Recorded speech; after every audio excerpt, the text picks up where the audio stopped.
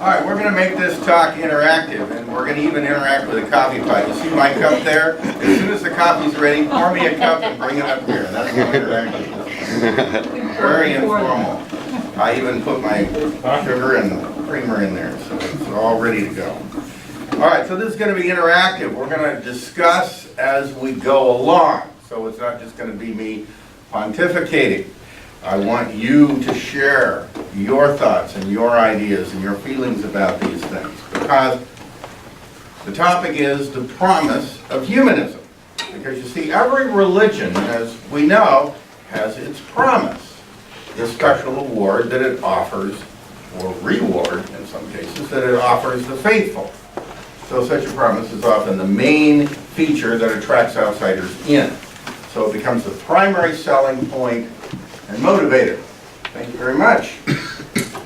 The ancient promise of Christianity is eternal life in heaven. Now I can remember when I worked in radio, and I was a radio announcer and a newscaster. I worked in Lehighton, Pennsylvania and Nebraska City, Nebraska.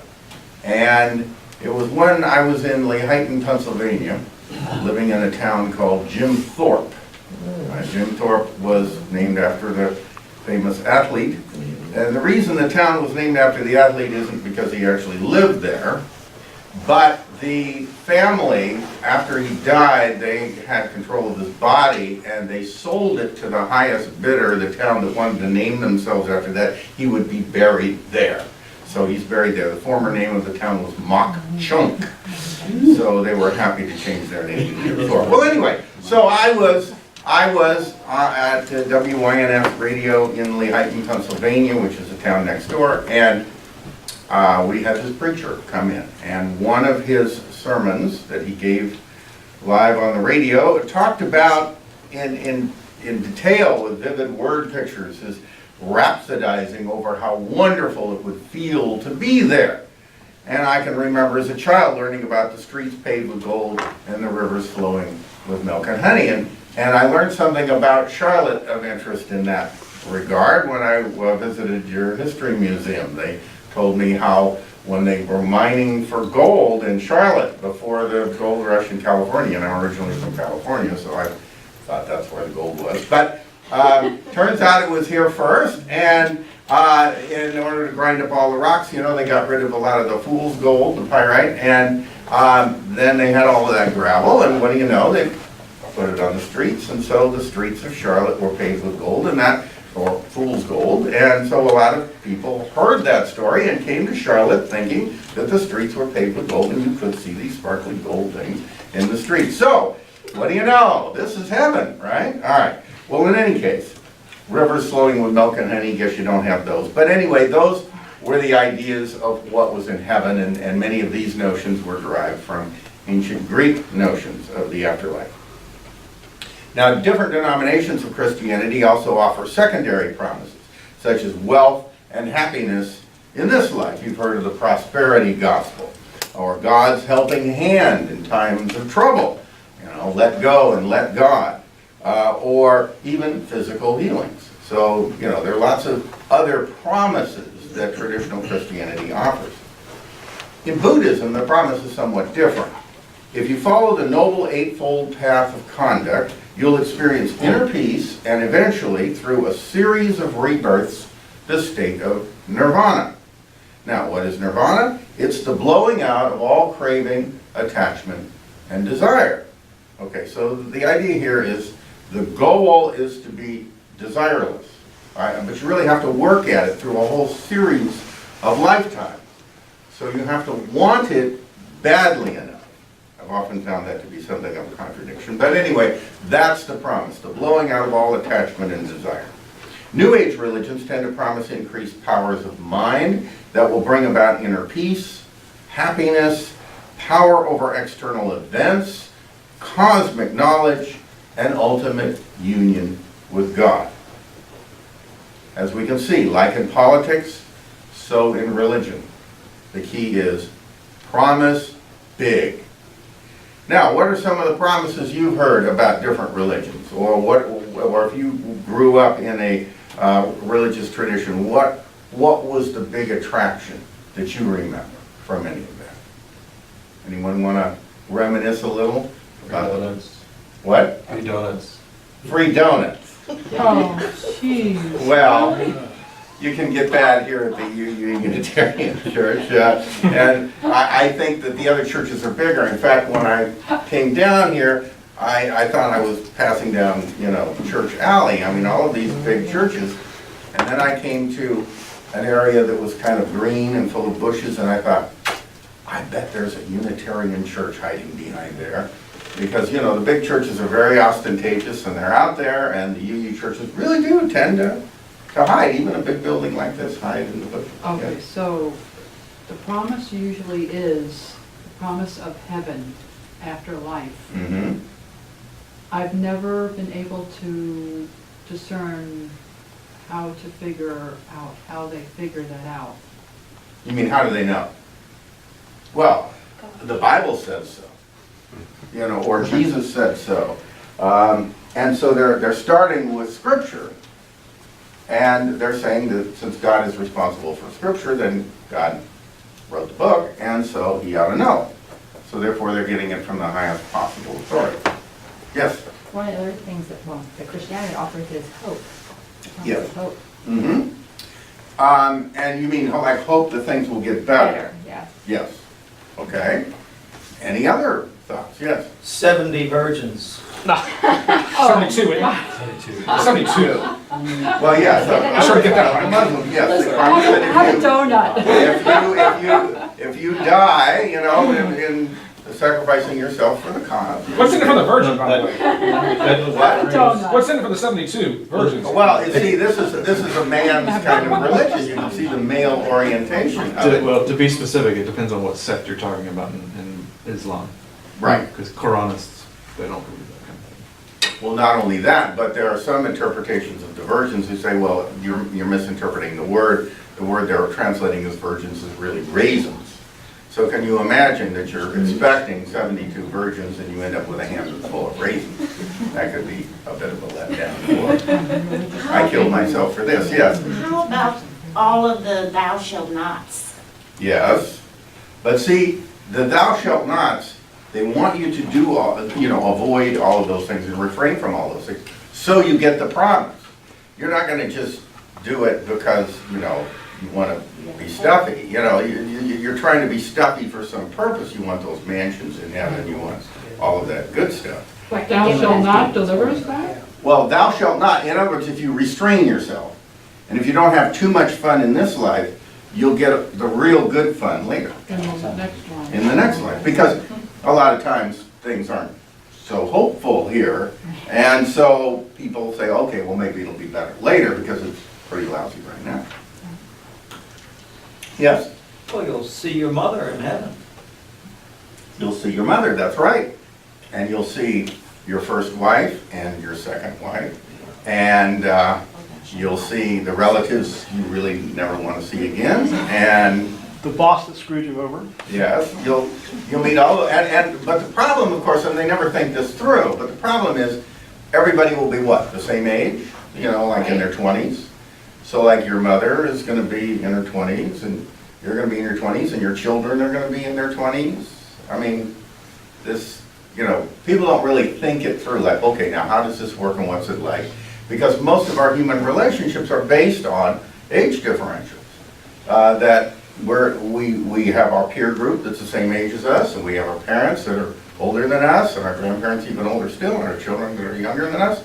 Imagine if you just had to change all that. A lot of our relationships wouldn't make sense without those age differences. Right, and nor have they thought through where exactly is heaven. Yeah. Right, is it above the clouds but before space, or, Mhm. But the Mormons have an interesting take on that. So sometimes if you reach a certain level, you eventually become your own god and get your planet. And so heaven is not exactly a celestial place. Well, kind of quasi-celestial, but you do get your own planet where you get to be your own god wow. with your heavenly babies. So it's a different take.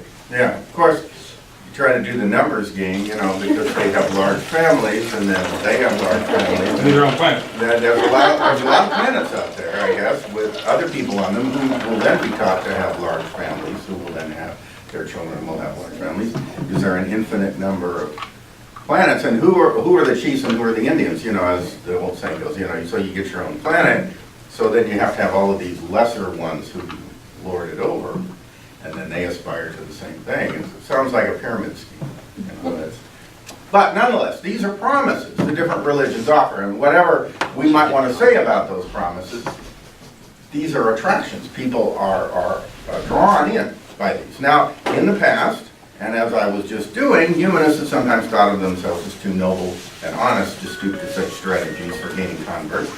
So instead of offering our own campaign promises, we tend to prefer to run down the promises of all the other groups, as I was doing. And instead of focusing on better ways of our own, we show what's wrong with them. Okay, well, you can't have that, you can't have that. Well, Because it's that so easy won't to do work. it that way. And so we tend to keep the spotlight on those ideas we disagree with. Only we seem not to be quite able to do it with the captivating music of Omar Khayyam. Of threats of hell and hopes of paradise, one thing at least is certain, this life flies. The rest, one thing is certain and the rest is lies, the flower that once has blown forever dies. This seemed to be our message, and to some it still is. But if this is our message, are humanists merely the consumer crusaders of the metaphysical world, the Ralph Naders of the religious realm? Is our only role that of protecting the gullible from the purveyors of spiritual Florida swampland? Now, I think this is a noble calling to a point, worthy of the best efforts of talented individuals who are into that sort of thing. Because some of the new atheists, for example, are providing this service, and the new atheism has gotten a lot of people to think about things in ways that they hadn't thought about them before, and that's had a positive benefit. But is this all that we should be about? When we have addressed church-state issues and the problems of faith, have we exhausted our humanist concerns? Because if we have, then we're limiting our relevance and in a way encouraging our own marginalization. By over-specializing on religion and superstition, we effectively look forward to the day when success will put us out of business. In other words, we undo ourselves when we undo the things that we're against, because if they disappear, then there's no more need for us. Any thoughts about this? What's your reaction to the fact that there is a long tradition within humanism and free thought of doing what I was doing earlier and questioning all of the ideas of others? Should that be our primary focus? What are your reactions? Anyone? Well, if that's the primary focus, shouldn't that be a day to be aspired to then? Celebrated? Yay, we have nothing else to do.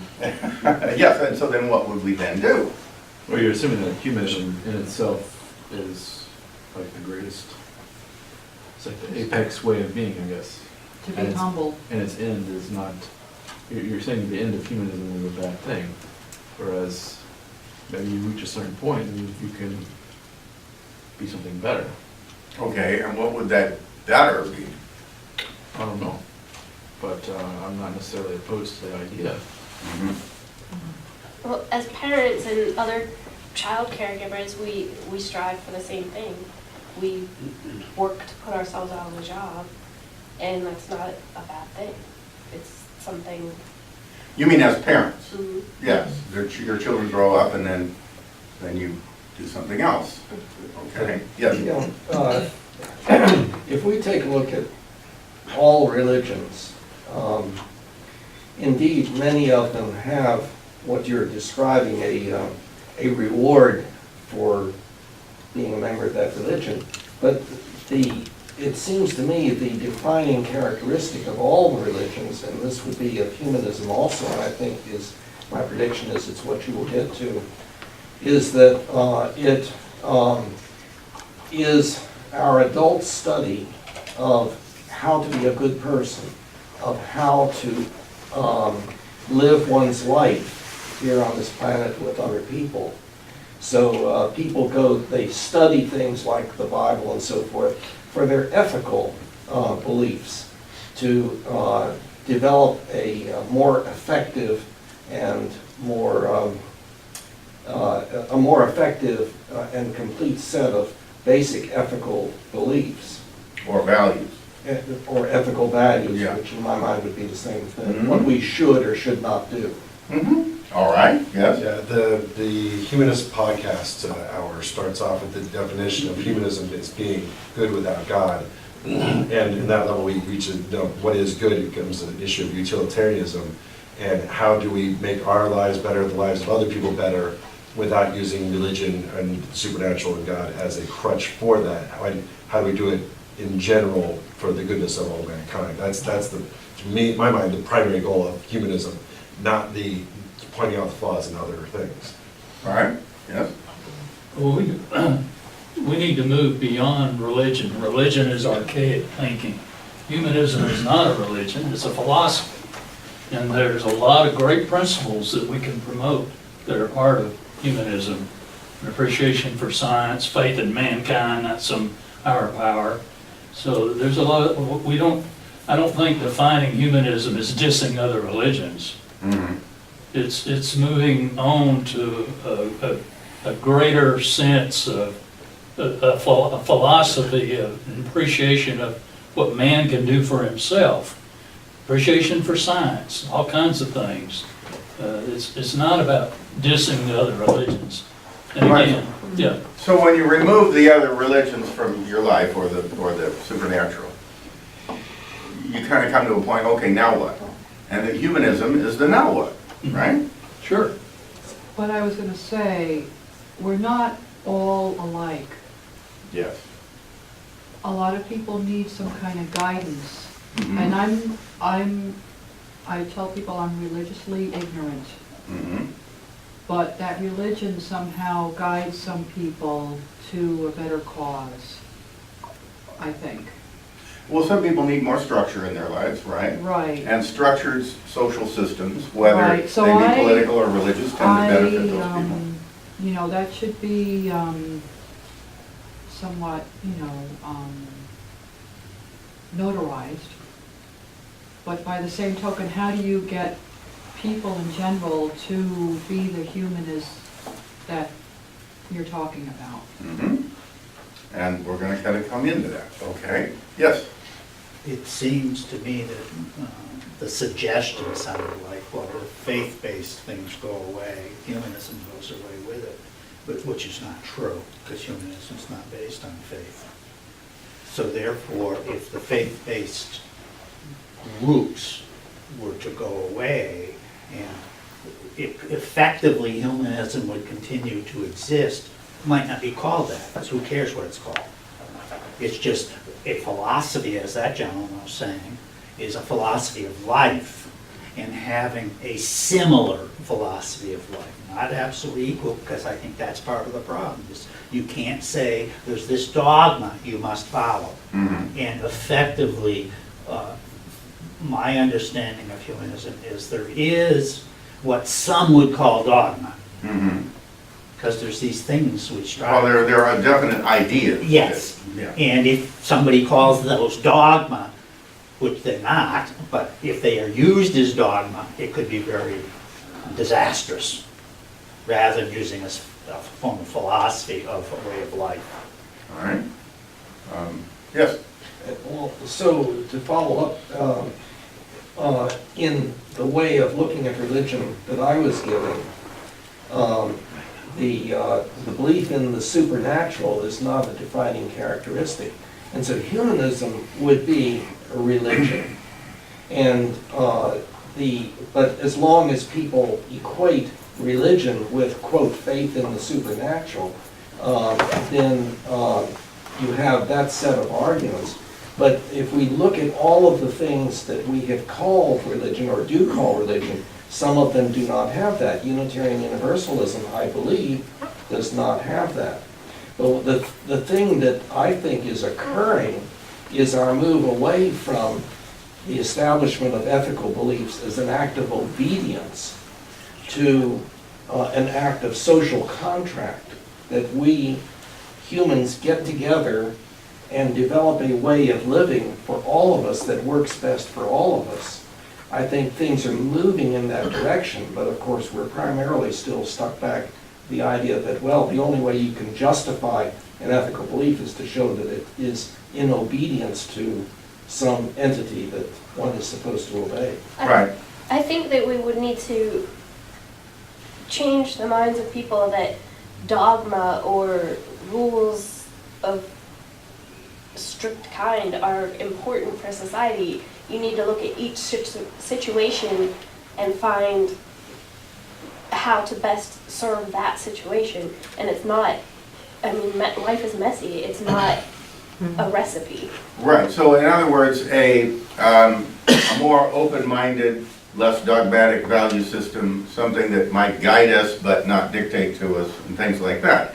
And also, too, as kind of you've been hinting at, there are different ways to define religion. And if you tend to define religion as supernatural belief, then, yeah, we're not that. But if you define religion as, well, the functional definition of religion, the people getting together for common purposes and maybe to sing songs together and tell stories together and celebrate holidays together and have a common value system and build social bonds and things like that, well then you could say that humanism was a religion. So it isn't, is humanism a religion or is it not? It's more of a question of how do you define religion, and then that helps you answer that question.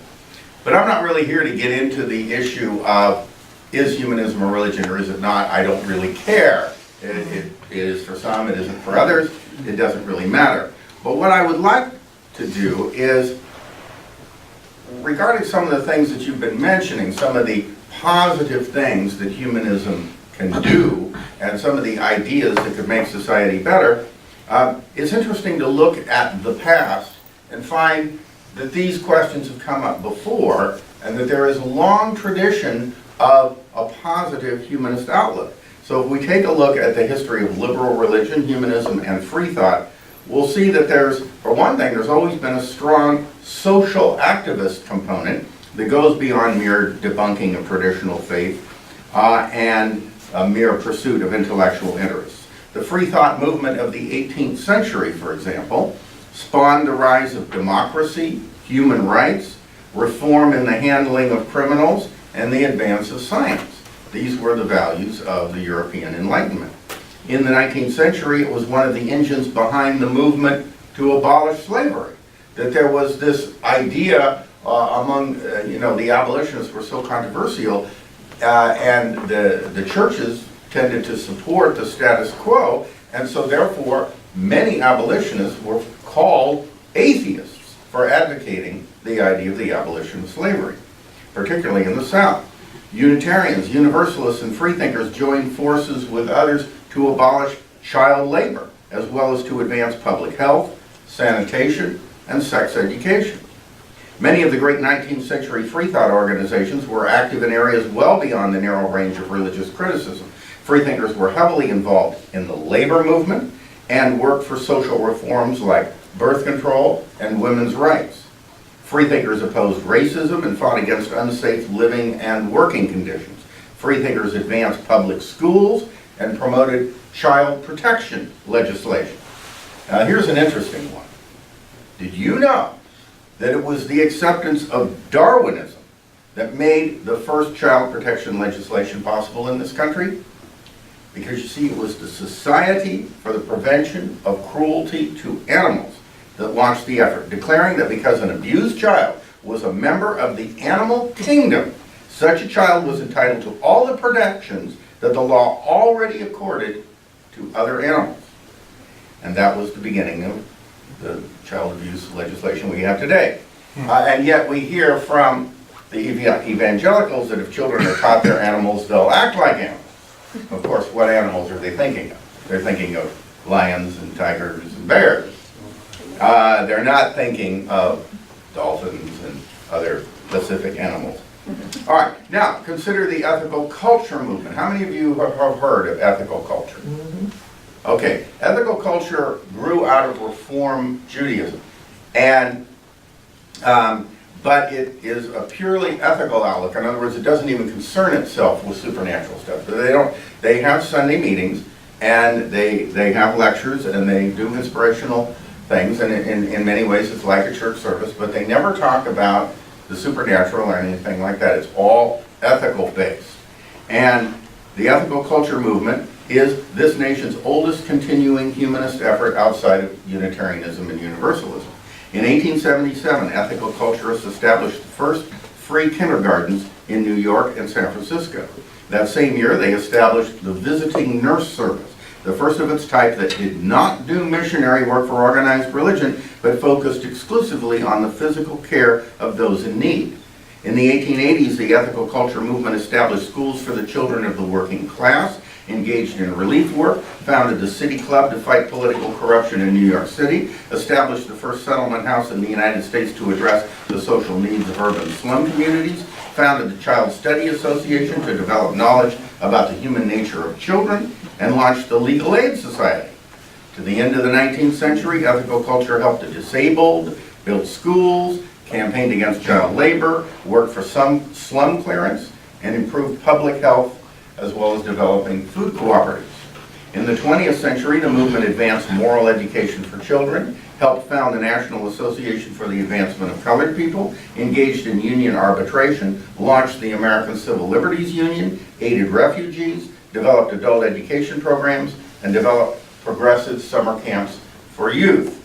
And that was that youth camp that they developed was even endorsed by Eleanor Roosevelt. So these are some of the things that ethical culture has done. Meanwhile, humanists individually and collectively were making their presence felt on the national and international scene. In the United States, humanist Margaret Sanger, who received the Humanist of the Year award from the American Humanist Association and was a great aficionado of that great 19th century freethinker Robert Ingersoll, she was the central leader, of course, in the effort to promote birth control. Speaking of the organization with which I've been most active over the past 30-some-odd years, the American Humanist Association, its various active involvements became known almost from the organization's founding in 1941. Throughout the 1940s and 50s, AHA humanists were involved in numerous civil liberties, birth control, and environmental protection cases tried in court.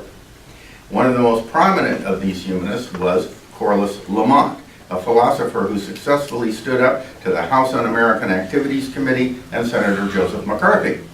Another prominent humanist at this time was a woman, Vashti McCollum. Her U.S. Supreme Court victory in McCollum v. Board of Education established that American public schools must be religiously neutral.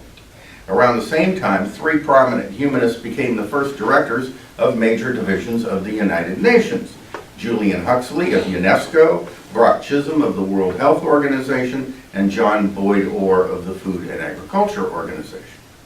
In post-war Europe, humanist secular organizations sprang up in a number of countries, particularly Belgium, Italy, and the Netherlands. In India, M.N. Roy launched the radical humanist movement to reform Indian politics, and Gora, an associate of Gandhi, expanded the Atheist Center, a humanistic social service institution he'd established in 1940. Nehru, the first Prime Minister of India, was an outspoken humanist. Then in 1952, at the Municipal University of Amsterdam, Julian Huxley chaired the first international humanist gathering.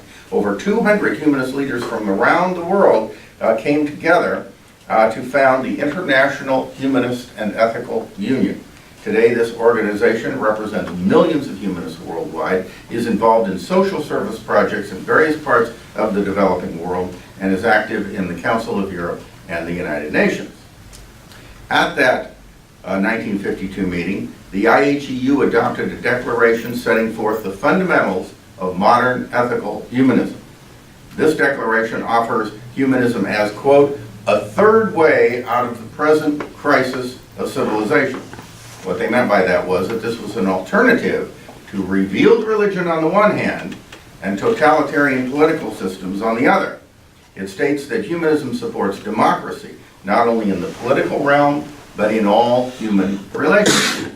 So the democracy of the workplace, more democratic values in the family, and so forth. In the words of this declaration, humanism is ethical, affirming human dignity and, quote, the right of the individual to the greatest possible freedom of development compatible with the rights of others, end quote. It, quote, insists that personal liberty is an end that must be combined with social responsibility in order that it shall not be sacrificed to the improvement of mere material conditions, end quote. And humanism is, quote, a way of life aiming at the maximum possible fulfillment through the cultivation of ethical and creative living, end quote. So you see, they were focused on a positive mission for humanism. Early in the decade of the 1960s, the American Humanist Association became the first national membership organization to endorse elective abortion. Furthermore, many of the leading abortion law reform groups launched during this time were top-heavy with humanists. Also during the decade, the AHA and the American Ethical Union worked together to establish the rights of non-theistic conscientious objectors. Prior to this time, if one wanted to stay out of military service, one essentially had to be a Quaker or an Old Order Mennonite. So when they say there were no atheists in foxholes, actually the atheists couldn't get out of the foxholes. They had to do the military service. It was the religious people who had the pacifist religious beliefs that were able to do that. So humanists worked to establish the rights of all conscientious objectors who were opposed to war, regardless of whether they were secular or religious. AHA leaders also actively worked to establish memorial societies that offered alternatives to the traditional mortuary-controlled burial arrangements dominant at the time. As a result of this humanist advance, cremation and humanistic memorial services became more widely available and less costly. You may notice that very often when a funeral or memorial service is held, they refer to it as the celebration of the life of so-and-so. That's humanist lingo that more and more people are adopting. Further in this connection, in 1974, the National Commission for Beneficent Euthanasia was established as an American Humanist Association program. It issued the groundbreaking statement, A Plea for Beneficent Euthanasia, a position paper signed by medical, legal, and religious leaders. It called for a more enlightened public opinion to transcend traditional taboos and move in the direction of a compassionate view toward needless suffering in dying. And all of this was long before the activism of the Hemlock Society, Jack Kevorkian, and current public support of right to die legislation. In 1977, the AHA took a stand against age discrimination in matters of employment and retirement. A declaration for older persons was signed by members of Congress, labor leaders, business executives, and religious leaders, earning it national attention. Many of its principles that were expressed in the statement have since become codified into law. In the 1980s, the Council for Secular Humanism developed secular sobriety, and the American Humanist Association developed rational recovery and its spin-off smart recovery, substance abuse recovery programs that offer a workable secular alternative to the more traditional religion-based Alcoholics Anonymous. As a result, today in many communities, the courts allow those with substance abuse issues more choices in the selection of a recovery program. In the 1990s, the AHA and the Humanist magazine spoke out vigorously on the issue of landmines, the millions of machines of death and dismemberment buried in 64 countries worldwide that were killing 2,000 people a month. It also declared with Lester R. Brown and Ted Turner that population growth control must be the centerpiece of any sustainable environmental program. Prominent humanists were also vocal about overseas sweatshop conditions where major U.S. products are made and the problem of international trafficking in women. In this new millennium, the AHA formed humanist charities and brought significant aid to victims of the Asian tsunami, the Kashmir earthquake, Hurricane Katrina, and the devastation in Haiti. Humanist Charities has now joined forces with the more focused and expert humanist charitable organization called the Foundation Beyond Belief. And they've become very expert at all of this. All right, so these are some of the concrete, practical, hands-on kinds of things that humanists have been doing, and free thinkers, and atheist organizations and so forth, going back to the 19th century and earlier.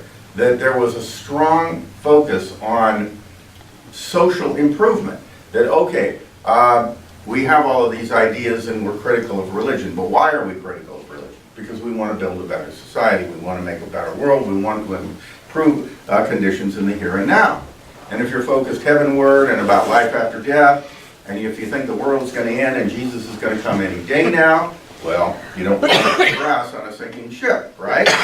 But if you think that this ship is going to float for quite a while longer and we've got to preserve it, we've got to preserve our planet, then you have another set of values. And if you're this worldly oriented, then you're going to focus on improving the living conditions of everyone, instead of just saying, well, if people are poor or suffering or whatever, that's what God wants. No, I mean, there's a certain point where you roll up in your sleeves and say, I won't accept the status quo anymore. I'm going to do something about the world. All right, any thoughts that any of you have on this? And by the way, while you're expressing them, if you want to get refreshments, it's quite all right, because we're going to keep this interaction going for a while, and I don't want you to starve or die of thirst while we're doing it. But any thoughts on what I've said so far? Have humanists taken a step towards global warming? Oh, yes. Oh, most definitely. In fact, the Humanist magazine and all the humanist groups that I know of, accept the idea that global warming is real and that we need to do something about it. Yes, absolutely. That in fact, when you look at the kinds of pseudoscience that humanists tend to criticize, they criticize creationism and they criticize those who say, global warming isn't real or that humans have nothing to do with it. So, yes, that's a big issue that we published a lot on. Any other questions or thoughts? Yes? I'd like to define two words the way I define them. One is called faith and the other is called belief. And my idea about faith is it requires absolutely no evidence. If you have evidence, then it's a belief. So believing something requires a little bit of evidence, maybe a whole lot by some people. If people chose not to have faith but to have beliefs, and by my definition, that therefore has some evidence that it exists, whatever I believe in. Would you need humanists or religions or anything like that? Would any of that be necessary? If you just will eliminate Right, well, what you're trying to suggest is that if everyone took an evidence-based approach. Right. Okay, and humanists love to talk about evidence-based approaches, and wouldn't it be nice if everyone took an evidence-based approach? But the world in which we live is one where a lot of people don't take that approach, and they think that that approach is too narrow, and they want to say to us that there's more than heaven and earth than there is in your philosophy.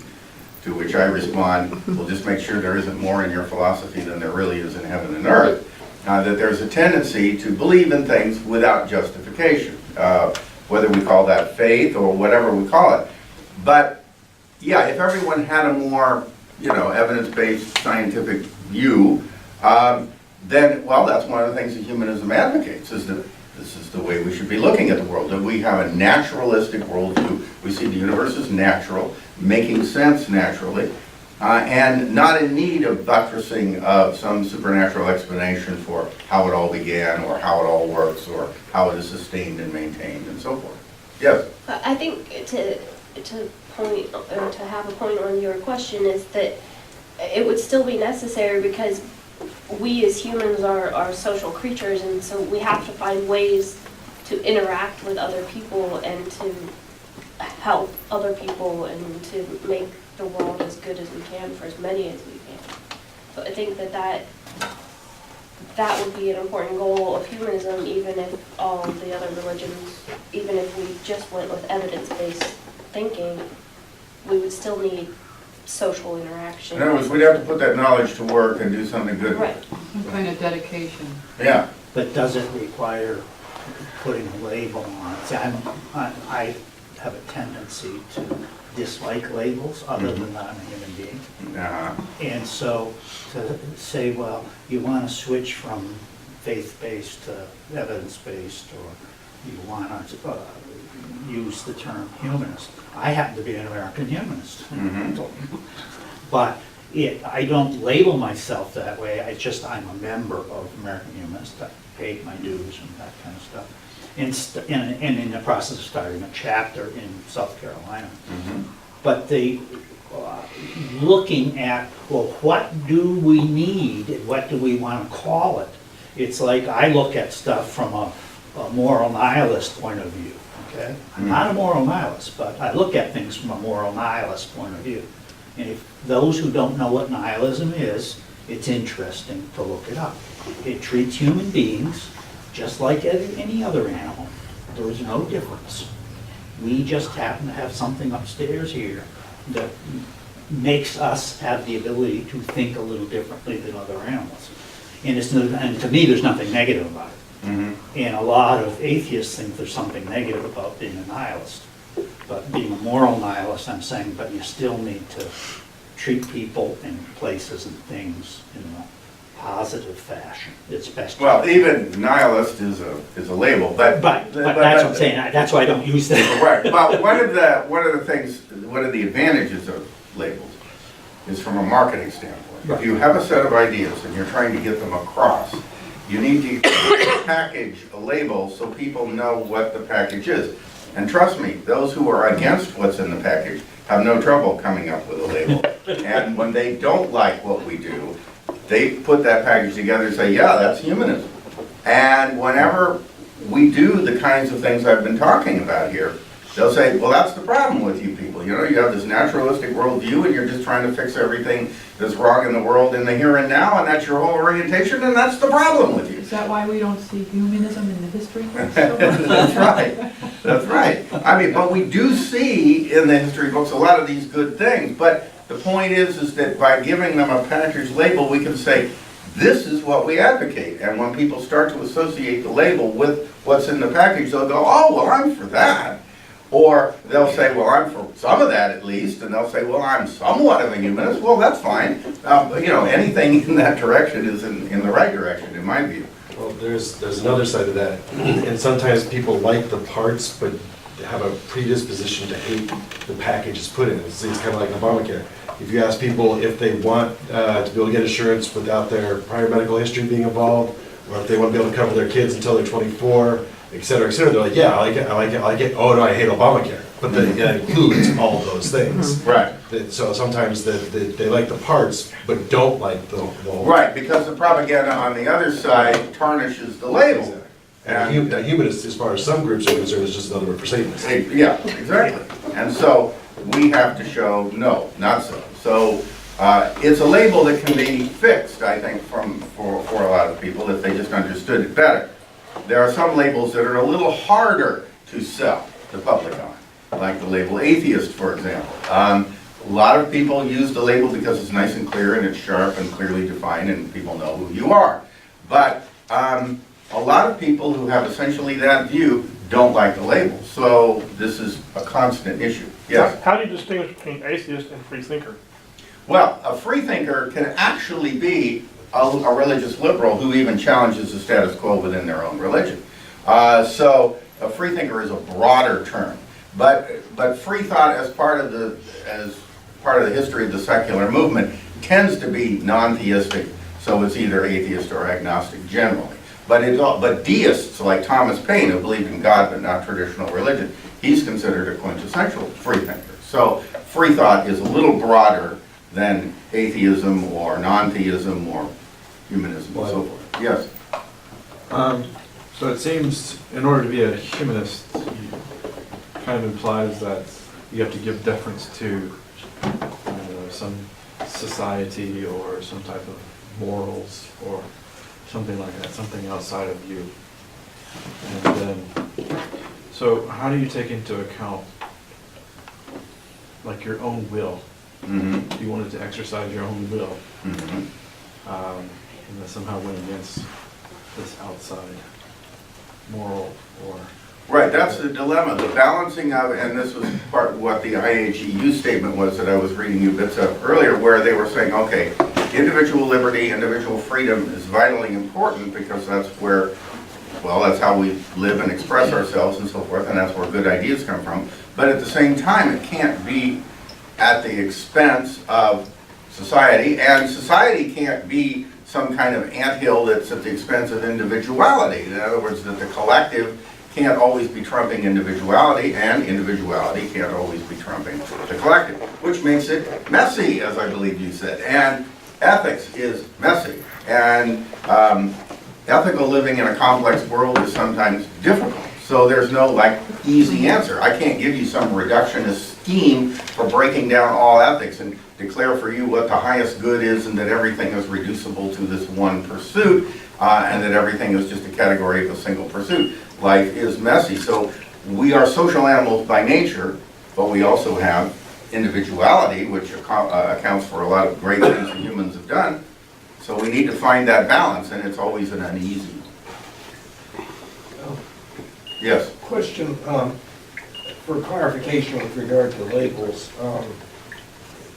can you give a definition that helps to discriminate between the terms humanism, religious humanism, and secular humanism? Yes. The difference between religious and secular humanism is how people spend their weekends. In other words, if you go to a meeting place where people sing songs together and form community, that's usually what's called religious humanism. If you are an individual and you do your philosophy somewhat in a solitary way or a more informal way and a less group-oriented way, then you're a secular humanist. That's the difference. It has nothing to do with the values. There isn't a dime of difference between the views of religious and secular humanists. It's what they do with it. It's how they spend their time and it's who they do it with. Secular humanism is that group of humanists that don't get together? Well, except they do get together and then they say, but it really isn't, we're not religious, you know, and so they make a big protest that, now, we're not religious now. We're performing wedding and memorial services and we're getting together and singing songs, but we're not religious. So then sometimes it's just an anathema to the word religion. They wouldn't want to call themselves religious humanists. So you know what, it's just too confusing for a lot of people, and so it's just a lot easier just to say, hey look, we're humanists, okay? And how you express it and what you call it isn't important. So what do you think the power of that is? And the power in what way? Of the individual humanism compared to the secular humanism, from your point of view? Well, I think it depends on what it is you're trying to do. Individuals can accomplish great things, you know, by being free to express their individuality. On the other hand, groups can accomplish a lot. They can raise money for charitable causes, for example, and do a lot of other things that groups do best. And so there's power either way. Because if you're the type of person that marches to a different drummer, well, you need to be among, well, you need to know people who appreciate and respect that difference. And ability to be different. That there was a time, you know, that if you were too different, you know, they'd persecute you as a witch or whatever, but now we want to say, no, there are some people who are just a little weird, a little off, and some of them are geniuses, and we need a place for them. The people, how many saw the movie about Alan Turing? What was it? Yeah. The Imitation Game. Yeah, The Imitation Game. Now, you know, he was a weird duck, okay, but a genius.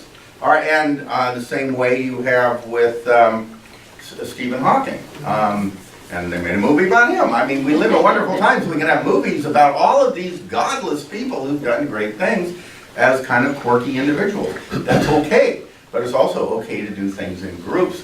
And we've tended to be a little shy about that because the movement has tended in the past to be dominated with come-outers, people who left their traditional religion and didn't want to have anything to do with it. They were burned by religion, and so they didn't want to do anything that even looked churchy. So you have a lot of that. But not everybody is like that, and as the movement broadens and grows, we're attracting a broader demographic of people who are more socially minded. So therefore, we have this new movement that's called, it's been referred to as the Atheist Church, but it's, you know, it's Sunday Assembly. They don't want a label. Right. It's Sunday Assembly, and basically it's all the fun of church with none of the dogma. They sing songs, and they do things together, and they listen to short little homilies, and it's just good times. It doesn't go very deep, but then not everybody wants to go very deep. So that's okay too. You were talking about, you know, the individuals versus the groups, and I've been working on an idea where you need some occasionally crazy extremists in order to help polarize the groups in order to get things done. You know, it takes the guy with the idea or person with the idea, and then if the idea has merit, no matter how crazy the rest of their ideas may be, they can get a group of people to back up and actually get society to change. Because someone's got to come with the idea, someone's got to, and then people have to implement that idea in some way, shape, or form. Well, and then you also, that's where you see the contrast between Gandhi on one side and Nehru on the other. Nehru was an insider, political insider, and and Gandhi was a political outsider, and it kind of took both of them to get the job done. In the same way with the gay rights movement, you have ACT UP, you know, that were kind of extreme at one end, and you have log cabin Republicans that were just playing a little too cozy on the other side, but they all accomplished great things, and everyone across the spectrum. And yes, you had a question, I thought. Yes, Sunday Assembly Charlotte is meeting tomorrow morning, 10 o'clock, off North Davidson Road. It's in the same building as Amelie's, on just the opposite end. Yeah, no, it's lots of fun. I mean, you know, and it's attracting a different demographic from the ones, the demographic that we often attract in our other groups. And that's good, because that means the movement as a whole is expanding. Yes? Two things. Tomorrow, here, we're having Music Sunday. Yay! It's going to be great. And, Rock and roll, I hope. well, it's a little bit. So, yeah. It's a really great music program here. Gene Roddenberry, Mm-hmm. was he a humanist? Yes. Now, but he took his view of humanism and put it in the future with Klingons and Romulans and Yeah. Benny, and I really admire his contribution. Yes, well, You know, in what fact, would it take if you took humanism and, you know, the Vulcans have arrived, you know, and how do you apply humanism for the next 300 years? well, look, here's the thing. That was, what he was doing was he Oh, was taking... one more, I hate to interrupt you, but we ought to take all those Star Trek fans and sign them up for humanism. Well, many of them know about Gene Roddenberry's humanism. He was very overt about it, and he received the Humanist Arts Award from the American Humanist Association. And when he gave his award acceptance speech, he says, "Look, you know, I created Star Trek with the idea of getting these humanist ideas across to the public." And he says, that's what you have to do. You have to keep on sticking it to them every chance you can to get these ideas out there. And now what do we got? On a lot of TV shows, you got The Mentalist, you had House, you have, oh gosh, what are some of the other TV shows with atheist lead characters? There are a few of them. And then, of course, all of the poking fun at religion that's done on The Simpsons and Family Guy and South Park and all of those shows. So there's just a lot of stuff out there, a combination of irreverence or heroic atheist characters who are admirable. Oh, Bones, yes, the woman who is the who does all of the what is it, forensic study of dead bodies. Okay, and she's an atheist, and she's the main character in the show. So virtuous atheist characters are something we're seeing more and more on television. Yes. I guess what I'm getting at is, maybe you'll answer this, is, well, why do I really need to be a humanist, as if it's something that I need to join or be? I mean, I have my will, and I have reason, and what else do I need, and what is it that humanism is going to give me? So, you know. Okay. Yeah, I hear you. No, I hear you. Okay. Certainly, one of the things that we notice about traditional religion, particularly in this country, is that it's not just a spiritual force, whatever that might mean. It's a political force. And politics, as Plato indicated, you may not care about politics, but politics cares about you. And people are going to do things with politics that are going to stifle your freedom. Okay? So in order to accomplish things politically, or to keep people from taking away your rights and liberties, you need to form alliances with other people, if only for self-protection, but also maybe to make a better society. And it's not that easy to do it alone. And so political movements tend to be organized with large numbers of people and going out and canvassing and getting people to vote and so on. These things are important. And you know, it's easy to say, oh, gee, you know, if everyone would just refuse to fight, why we wouldn't have wars anymore. But that individual approach just never works. If you don't build a movement, you can't get anything done. And it doesn't take that many people to do it, that you can organize just a few people and have a big impact. But it's those who are organized that have the impact. Because think about this for a moment. Here we are, we actually, people who think like us, not people in our groups, but people who think like us, who are secular thinkers, outnumber all of the minority religions in this country combined. Jews, Muslims, Mormons, Hindus, Sikhs, combine all of those together, we, people who think like us, outnumber them. But our groups are smaller and less well organized and harder to mobilize. And as a result, they are more effective. So the Mormons, well, they control the whole state for one thing, all right? And so, you know, there's a Jewish lobby, there's all of these kinds of forces at work out there. These religious minorities can speak with one voice. And here we are, we outnumber them all, and we don't have a strong voice. So, I brought along a piece of literature here. The Center for Humanist Activism, supporting progressive legislation protecting a secular America. These people are trying to get non-theistic political candidates elected to public office. Now, there was a time when that was just a pipe dream, but that's changing. And the political situation in this country is changing because as our numbers grow, we still vote individually, even if we're not as mobilized as we could be. And as a result, people are starting to cater to us and realize we are a force. Yes? So what would you say is the goal of a humanist? Like, I understand like in conglomeration with people to, you know, have a specific outcome, but what is the goal towards the expansion of self? Okay. Self-awareness. I will be coming to that. Okay, so that's a good question, and that's kind of where we're going to end up, the kind of place where you two kind of are. But let's remind, let me summarize one important thing though about this collective aspect. When I was a kid in elementary school, we had the March of Dimes, and we were going to wipe out polio. And I put those dimes in there, and sure enough, we wiped out polio, and I felt part of that. So here was the idea that human beings, if they could just all get together and pick something, one project, and all work together on it at the same time, they could succeed. And so this kind of gave me a feeling of empowerment, that we human beings can make the world over in any way that we will. If we can agree on it and work toward it, we can eventually have it. That's why there's no more smallpox. That's how we have international law. That's how humanity has accomplished the many things it has accomplished as a species, because there have been a number of things that we've been able to agree on. However, there are a number of things that we can't agree on, and as a result, we miss opportunities to do good things. One humanist friend of mine, who's been in the movement a little longer than I have, suggested that after the March of Dimes cured polio, and they were hedging around, okay, now what are we going to do? Are we going to close up shop, or are we going to find a new cause? Well, they found the cause of birth defects, because I think they figured they were never going to cure those, and they'd be able to stay in business for a long time. But this friend of mine, Art Jackson, suggested that we wipe out venereal disease.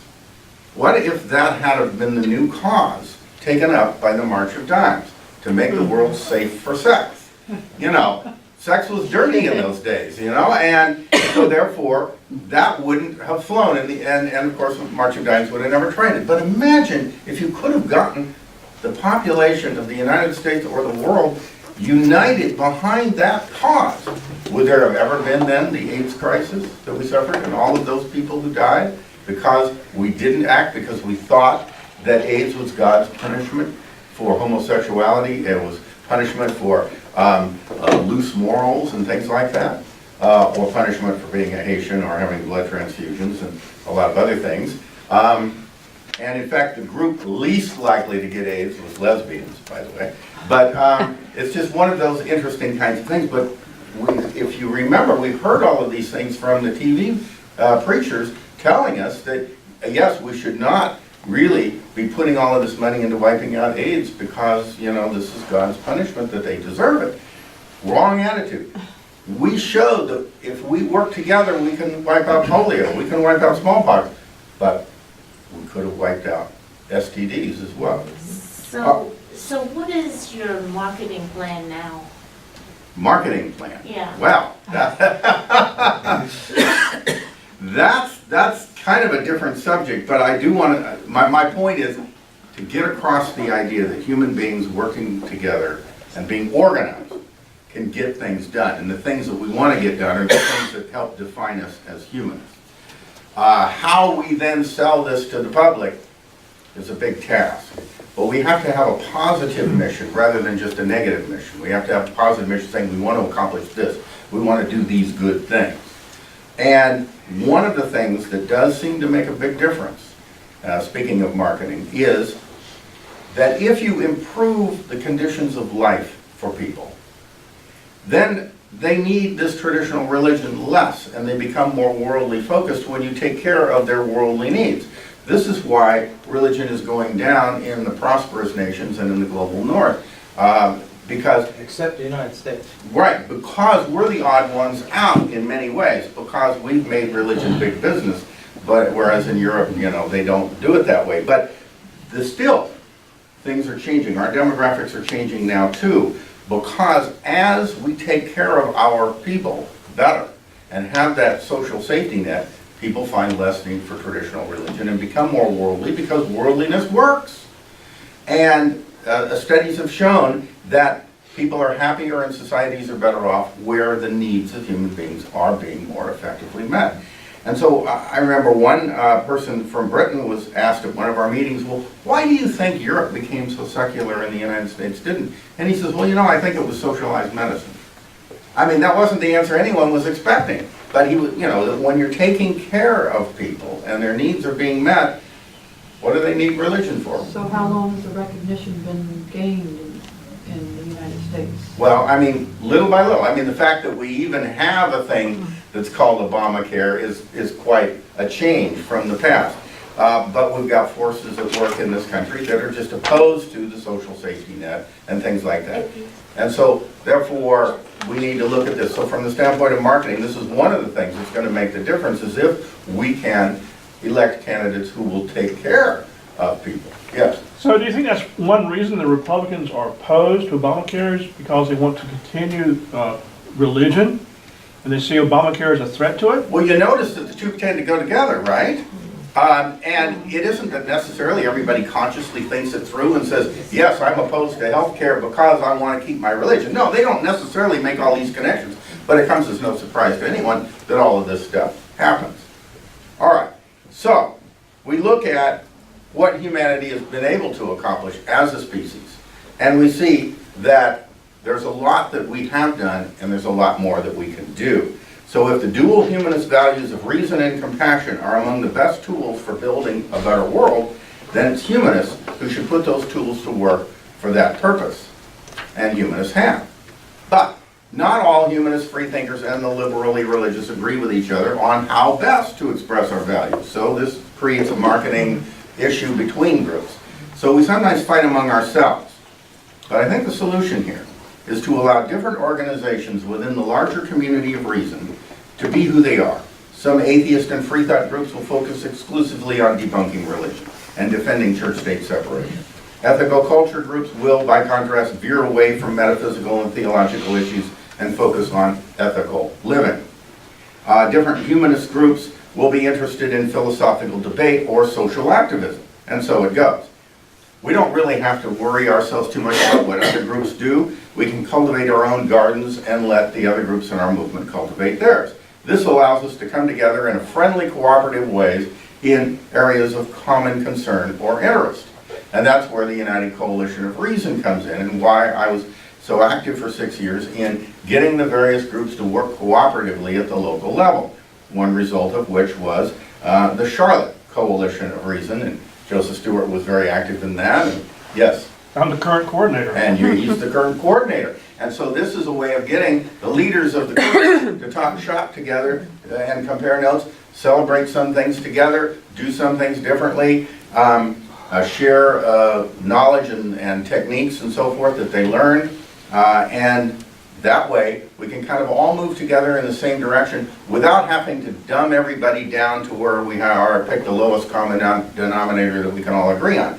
We can still be our individual selves and express our different group missions, but we can still move in the same general direction, just like the gay rights movement did. Yes? And to me, that's one of the good things about labels, is we try to focus on, you want to label yourself as one thing, but you don't have to just take one label. You can take multiple labels. I am a woman, and I am a human, and I am a humanist, and I am an agnostic, and I am a, and several things all at once. You don't have to, you're not trying to rip off labels. You should actually be trying to put on as many as you can.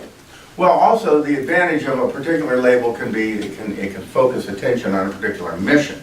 So you form an institution, you have an institutional mission that allows you to get a job done, so you stay focused. So labels sometimes can help with focusing. So anyway, it's possible for us all to work together and get along, yes.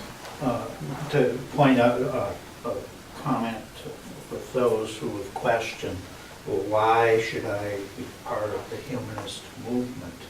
And I became part of the humanist movement this year. Mm-hmm. So joined the American Humanists, but basically was a humanist for years, but in being in Massachusetts, it was involved with humanist activity, but never a member. But there are people who are activists, and I think the difference is you're talking about trying to get people to be activists rather than passive about what you believe in. Because we can be passive about anything we choose. At the present time, I can be rather passive about small children because I have grandchildren.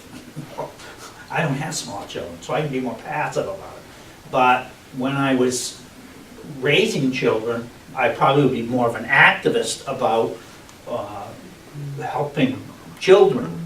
And it's, I think, just a change in the way you think if you want to be more active rather than passive about a particular subject. And since humanism is a fantastic subject and the whole thing, free thought that's embedded in there, it's neat when people want to become activists, but they're not. It's not required. It's not required. Well, no, And I mean, therefore, I can be an activist and not be a humanist at all. yes, Yeah, you you can. can. But humanism tries to put these different activisms together into a cohesive concept of what it is these different activisms are all trying to do and move in the same direction. How is it that those on the right wing and those on the left wing manage to sort out the different types of activism into categories? They seem to keep agreeing what's to the left and what's to the right. How did that happen?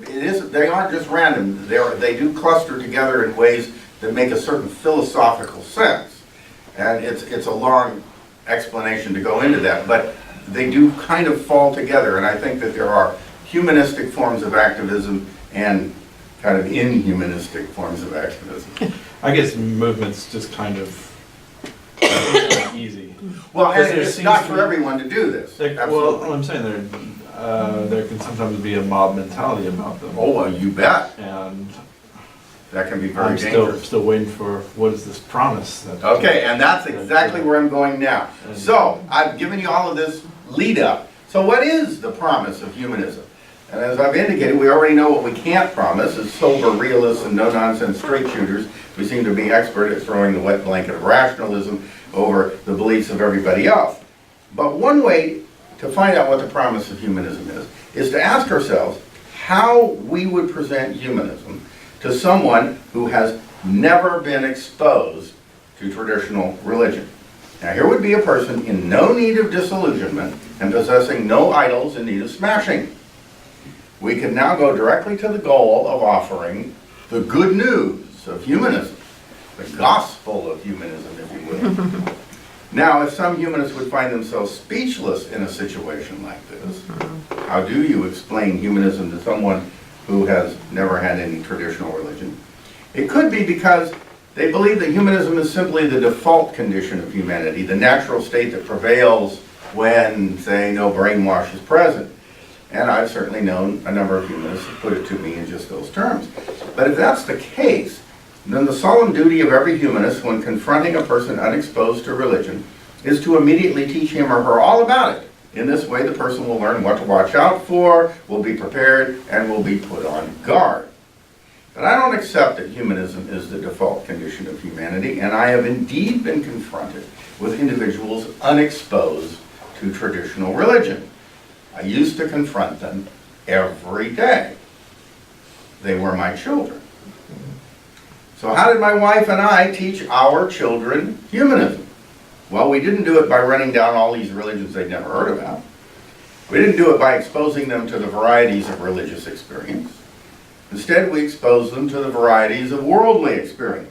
Our children, by the time they reached kindergarten, already enjoyed travel, pictures, movies, music, people, animals, flowers, daydreams, stories, words, numbers, shapes, colors, and the joy of learning.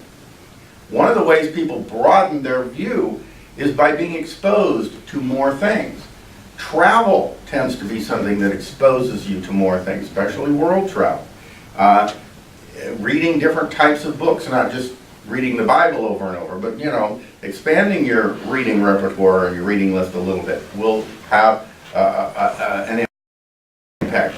Joseph Stewart told me how when he was younger he just went to the public library and he'd take a book off the shelf and read that and put it back, and then he'd take the book next to it and read that and put it back till he read all the books in the library, right? Shelf by shelf, yeah. Yeah, so, you know, and today he is a humanist. So, what my wife and I wanted our children to have is the good life envisioned by humanism, to experience the promise firsthand. That's why back in 1988, when I was traveling with my kids to a humanist conference, and we passed through Oklahoma, and we went to the Oral Roberts complex, where he had the prayer tower, and he had these big praying hands outside the medical complex. And we went inside the gift shop, and you could get these praying hands sculpted in chocolate, if you wanted. But in any case, there were these big praying hands out there, giant, that sculpture is still there. And so I asked my oldest daughter, Livia, who was then 4 years old, I said, "What are those hands doing?" And she said, "They're clapping." And I thought, yes, that's the attitude I've been trying to get. All right, so did my children become humanists? They did indeed, although one of them has added a kind of a Wiccan twist because she's into what's called cosplay, which is where you go to anime conferences and you dress up in all of these things. And that's sort of my view of Wicca. Wicca is never having to say Halloween is over. So, in any case, but they have, both my daughters have a humanistic outlook. And other humanist parents I know who've used a similar approach have been pleased with the results. So to me, the promise of humanism is the good life here and now. And that is actually broader than it may sound. So we need to discuss it in detail. What is the good life? Can it be pursued directly? Can everyone have it? That is, do we have a promise we can keep? And can humanism deliver the goods? And finally, will it play in Peoria? Marketing standpoint. You had a thought. If someone has no compassion, Mm-hmm. can they be a humanist? Well, Or that would be figure difficult. some other way to phrase the question. Now, there are these human virtues like compassion. Right, right. Now, they seem to go along, and I would imagine that a person who has compassion would be more my kind of humanist. Well, and they would certainly be an advantage as a social animal, you know, having compassion. If you're a sociopath, it's very hard to teach ethics to a sociopath. It can be done, but the ethics has to all be consequence-based. It can't, and individual consequence-based. It can't be based on common feeling. So, for example, if you see someone who has a big spider crawling up their arm, and if it kind of gives you the creeps, like as though that spider were crawling up your arm, that's because you have mirror neurons in your brain that allow you to feel what they're feeling or to identify with them. That we have that built into our Now, there are some people who might, due to a disability, not have a strength in that area, so compassion might come more difficult to them because they don't identify, they don't feel someone else's pain. So this is part of what makes us human, is the fact that we do have this capacity for empathy. Now, like everything, it varies on a bell-shaped curve, and you have some people who are extremely empathic and other people who are very selfish-oriented. But evolutionary science teaches us that there is such a thing as an evolutionarily stable strategy, where any functioning society is going to have a certain number of a little more selfish people and a certain number of more compassionate people, but most people are going to fall in the middle. And you find this with other animals too, that you find it with pigeons and so forth, that if the number gets a little skewed too much one way or the other, then it corrects itself in nature, because the group survives better if there are certain rugged individualists who are thinking outside the box, but they have to be not too numerous, because you need a lot of people who are going to cooperate and work together if you want to get anything done. So you have a few of these individualists who are kind of a little bit outside the group, and that's okay because they have a role to play. And then you have other people who form the cooperative group. So you can't make everybody do the same thing. But if nobody had any compassion, yeah, it wouldn't work. And ultimately, we're aiming to be more human, and we are social animals by nature. So yes, compassion would be a part of that. Yes. Why did you pick the word, the people outside the box, it appears, to be selfish? Well, that's one way to be outside the box. There's other ways to be outside the box. You know, you can be very creative. You can be very artistic.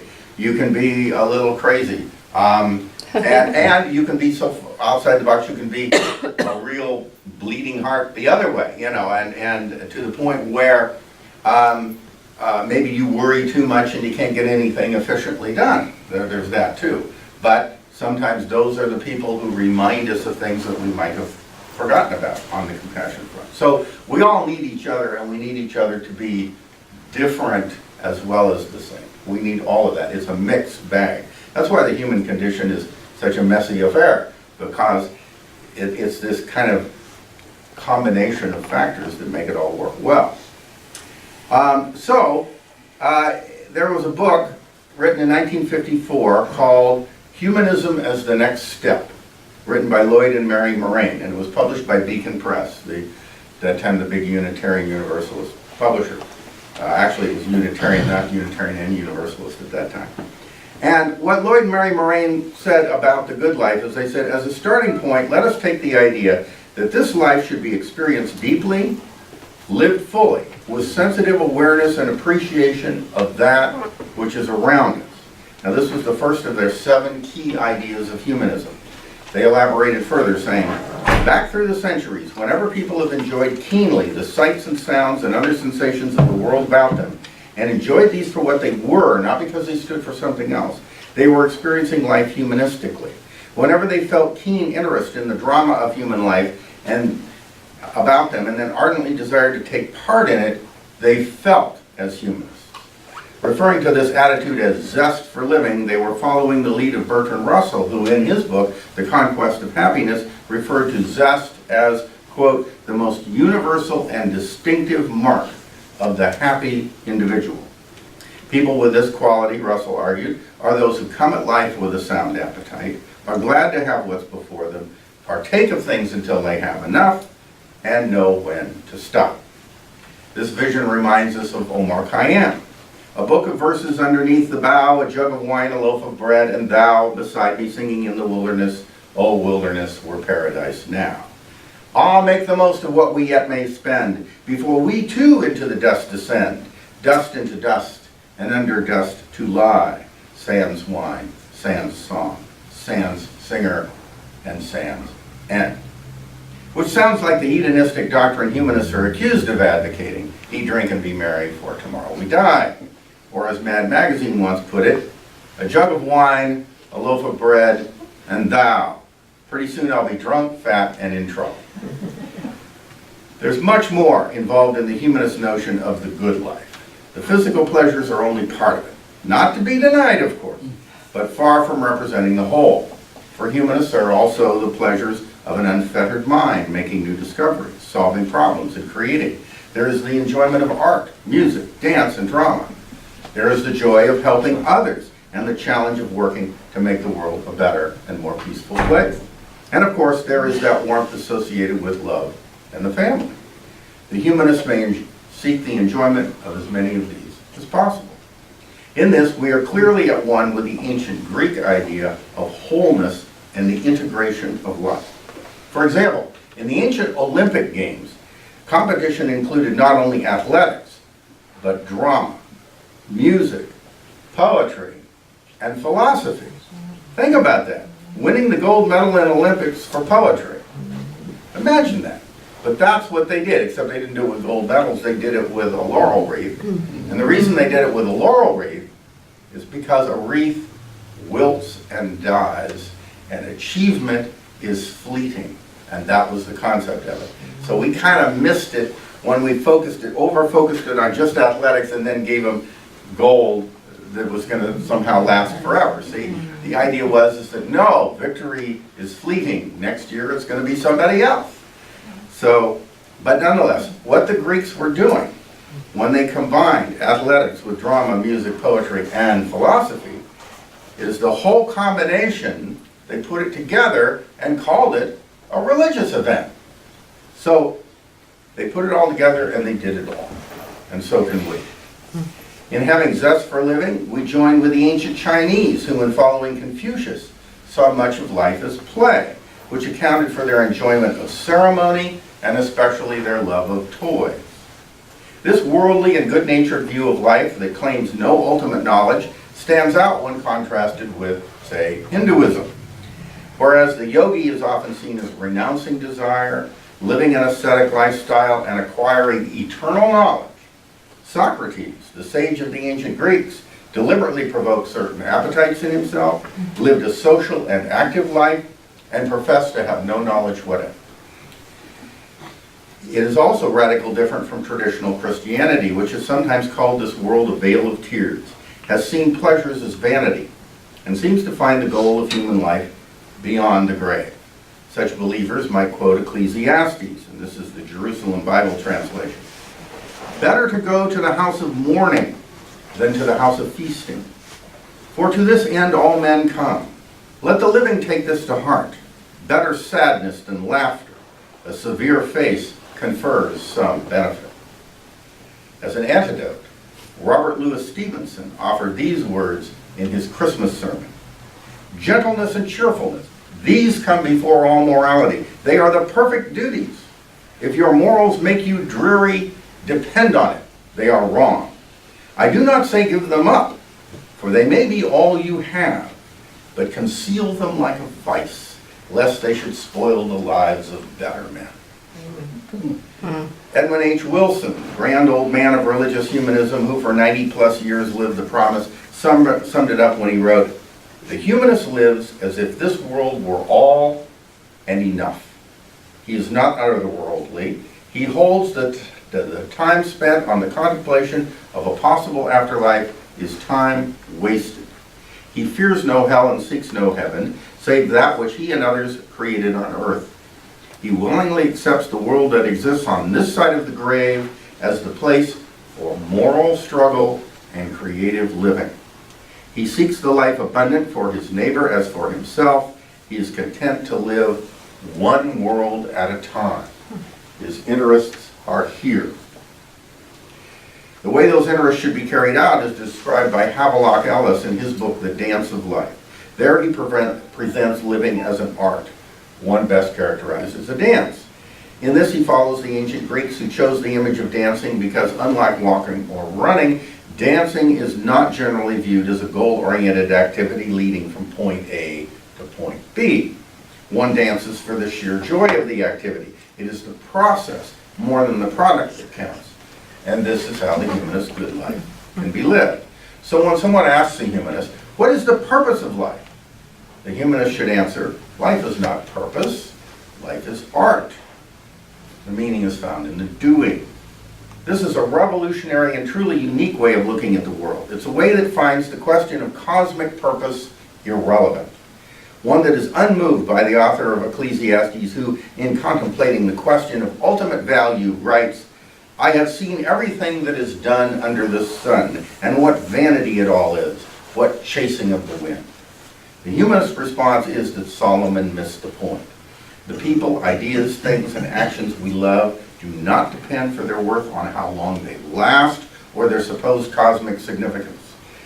They are things in themselves to be enjoyed for their own sakes. Life is an art, not a task. Life is for us, not for the universe. And life is for now, not for eternity. But there's more. We can take Edwin Wilson's statement that this life is all and enough and beef it up a bit to declare that this life is more than enough. Then it will express the humanist optimism of Robert Louis Stevenson when he wrote in A Child's Garden of Verses, the world is so full of a number of things, I'm sure we should all be as happy as kings. So if you want to have rosary beads and say that, that might be worthwhile. And there is more, if you think about it, in this world than I could experience in 1,000 different lifetimes. There's a richness here, a wealth of opportunities. There's so much to see, to do, to read. The question is not what shall I do with my life, but what shall I do next? Different people choose different things. Most humanists will choose a life oriented outward. Not only enjoy the good life, but sharing the good life through helping others. Yet other people may choose the inner life of meditation. I don't consider that primarily a humanist focus, but by making such a choice, that is their right. Now, when someone makes such a choice, each one misses something that the other is enjoying. Thanks. But that can't be helped. Anytime one makes a choice in the use of one's time, one fails to engage in all the other possible uses of that time, including having other experiences. So if a monk or celibate priest speaks to me about the ecstasies of spiritual contemplation, I respond by sharing how thrilled I was in the birthing room watching my children being born.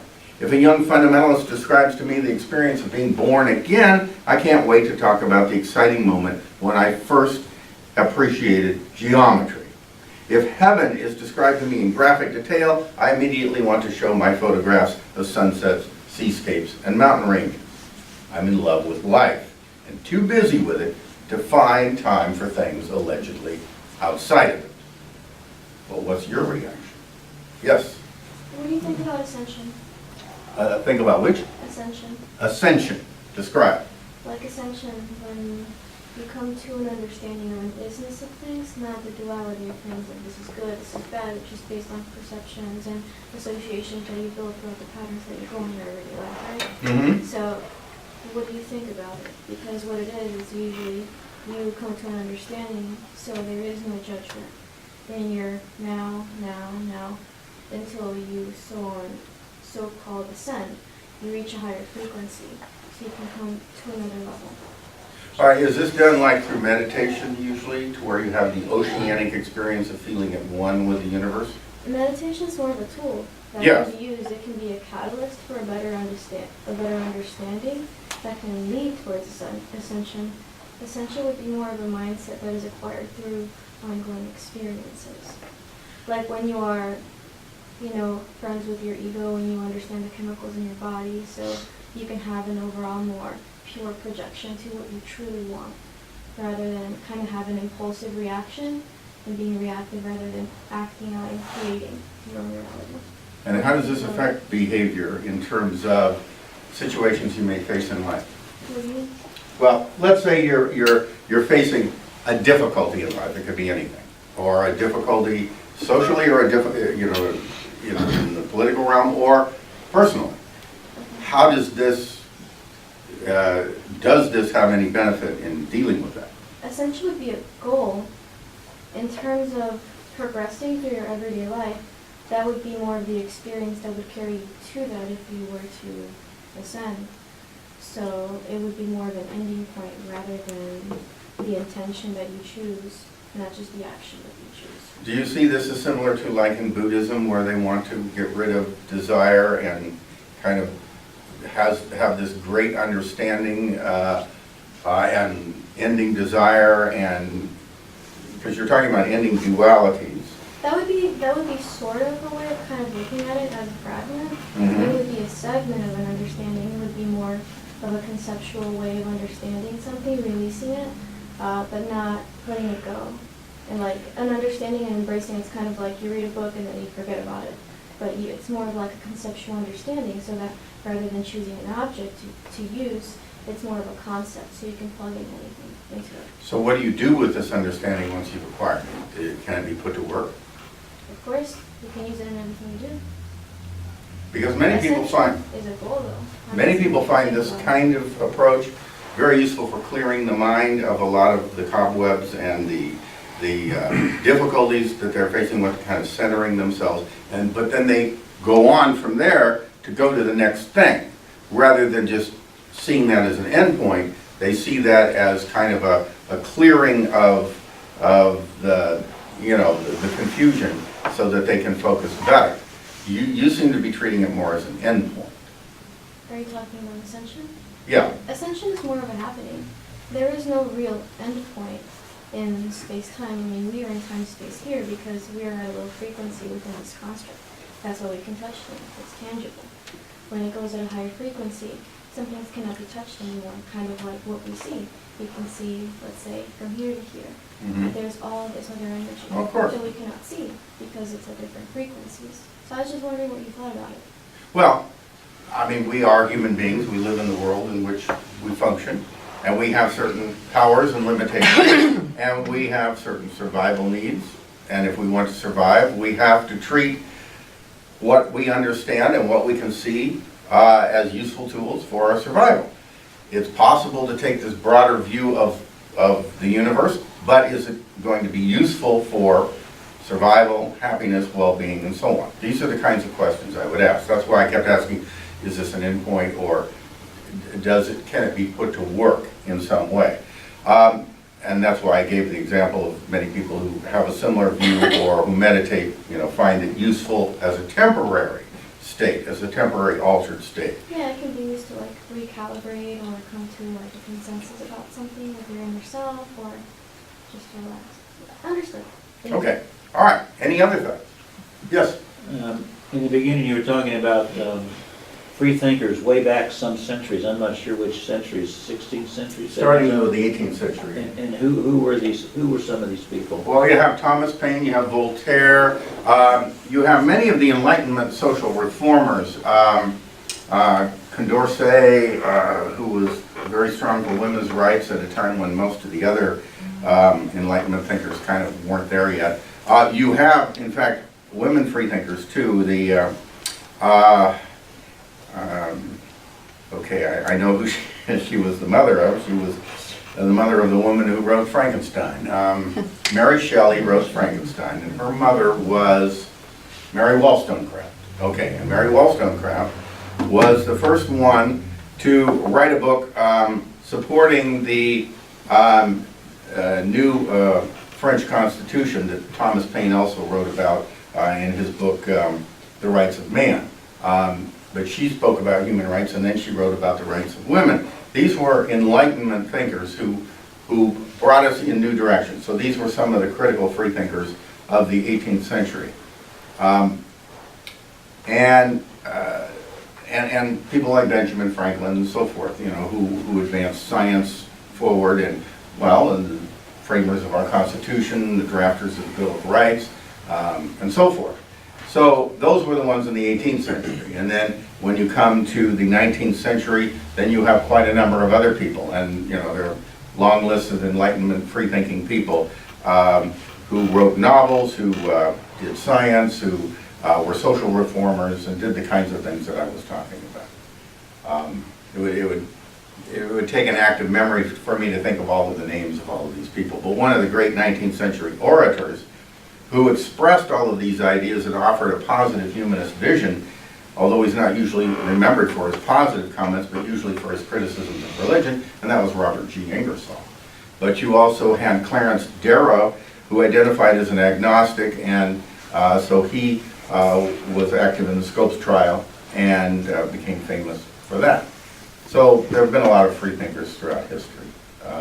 Is there anything in particular you wanted to No, I just focus on? wondered, because you were talking, I just wondered Yeah. more about that. Also, recently, Governor Cuomo, the Mhm. original Governor Cuomo, passed away. In the headlines, it said, Governor Cuomo, humanist. Mm-hmm. And of course, he, with his name, Italian name, I think he was probably a Catholic, Mm-hmm. probably a practicing Catholic. But I do know he did things to help others. For example, when he was 31 years old, as a lawyer, he protected the junkyard dealers and the auto repair shops east of what became Shea Stadium. They Mhm. wanted to kick him out of there. Mm-hmm. And he protected them, and they weren't kicked out of there until recently. Then other people now are in charge. They kicked them out, or in the process of kicking them out. But he did a lot of helpful things, as you said. Yeah, well, those were the Humanist. recyclers. That's what they were doing. Yeah, but anyway, that's what he did at the age, and as governor, things he did in New York State to make things better for people. What you say as a humanist, making things better. Right, and isn't that nice that the word humanist is used in that positive connotation? And that's one of the things, from our marketing standpoint, that we want to take this package of ideas with that label humanism and get people to see it as a positive and upbeat thing. And more, I think that's what's happening, yes. Well, I went to the Humanist annual meeting last June, and I was really depressed about the fact that there were so many micro groups. You know, oh, I founded a group in Rock Hill, you know, and I founded, you know, and if they were all under one umbrella, it would be awesome. Well, we like to talk like that, but we also tend to be, one of the things that when you're not following dogma, and you know, you're kind of free to do your own thing, and so as a result, people come up with their own purposes. So that's why I spent 6 years working with the United Coalition of Reason, saying, all right, look, we're splintered like this, but instead of seeing that as a bad thing, let's see it as a good thing to express our individuality, but just make sure we're all working together. So we've been meeting for 3 years, and we've got more than 5 members who are of the AHA, but we haven't joined yet. Would you give us a 2-minute pep talk as to why we should become a charter of the American Humanist Association? I will toward the end. Fine. Okay. All right. So the question might naturally be asked at this point, though, that I presented this idea of the good life and positive and upbeat and all that, but there's a challenge that can be put to this. If this is the promise of humanism, is it a promise limited only to the affluent, the intelligent, the educated? If so, then are we making a promise we can't always keep? This is a criticism leveled against us by the otherworldly religions. Well, we say they can't keep their otherworldly promises. They explain, in effect, that they turned to this other world because we worldly people didn't keep our worldly promises. You might say that otherworldly faiths offer the joys of the spirit to those who have been denied the pleasures of the flesh. And the claim is that such spiritual joys are more permanent and universal than is our worldly better living. But I say, why give up so easily, denying oneself worldly enjoyment to feed on a mirage in its stead? Isn't this settling for less and retreating into an unwarranted resignation? Bertrand Russell thought so when, in Chapter 2 of The Conquest of Happiness, he took the author of Ecclesiastes to task for denouncing the very things that make life possible and make happiness possible and give life meaning. Nonetheless, I have to admit that I benefit from growing up in a middle-class environment in a wealthy country where I have access to all of this variety that I can then choose, and where we have access to free libraries and so on. But all is not lost in more impoverished environments and in less wealthy countries. At the Atheist Center in Vijayawada, India, an extended family of humanists teach the poor the joys of traditional folk dance, music, athletics, science, animal husbandry, occupational skills, and most important of all, the vast world made possible only through reading. Many of the beneficiaries of this effort are not only poor and uneducated, but often suffer from severe physical disabilities or have been abandoned. Yet in a country steeped in an ancient tradition of otherworldliness due to just such harsh realities, the promise of humanism is offered and met. The International Association for Religious Freedom, which is the world organization of liberal religions, has similar projects in India and is getting similar results. So the promise is no illusion. And I look at my own life, asking myself how useful the promise of the good life would be if I suddenly went deaf or blind or couldn't walk. And yet I can answer with Robert Louis Stevenson that the world is indeed so full of things that can make me happy. A calamity is a limitation. But if I were limited only to reading, I would find the world so full of a number of books that I couldn't read them all in a lifetime. If I were limited only to seeing, I couldn't see all the things I want to see in a lifetime. If I were limited only to hearing, I couldn't hear all the things I want to hear in a lifetime. I haven't tested all the thoughts I want to test or worked out all the ideas I've started but don't have time to develop. I haven't written all the speeches I want to write. I haven't met all the people I could meet or faced all the challenges I could face. Calamities destroy the promise usually because we concentrate on what we've lost instead of letting the misfortune simply focus our pursuits in a new direction. Thus, the Stoic remedy for misfortune is as much a part of this promise as is the hedonistic Cyrenaic enjoyment of good fortune. When misfortune limits you, shift your focus and move on. I would argue that we can, in most cases, keep the promise of happiness in the here and now. And even when all cannot be happiness, For life is indeed something that's filled with a large share of obligations, struggles, sorrows, and pain. The larger context can still be that of an artful life. And when in those rare instances we find that the realization of the promise is indeed futile, as in the case of an agonizing terminal illness, humanism offers the freedom to exit this life at will and with dignity. This is voluntary euthanasia or self-deliverance, an area of great importance to humanists. So in the end, the promise isn't a perfect one, but we admit that. Others may seem to offer more perfect promises, but can they deliver? I've seen no evidence that anyone has ever gotten to heaven, realized nirvana, or merged with God. But I see evidence every day that the promise of the good life, the meaningful life, the life of service is no mirage. So I'll stick with the honesty of humanism, that this life is all there is, and with the promise of humanism, that this life can be more than enough. And this promise will serve as my motivation to make life better when all is not as it should be.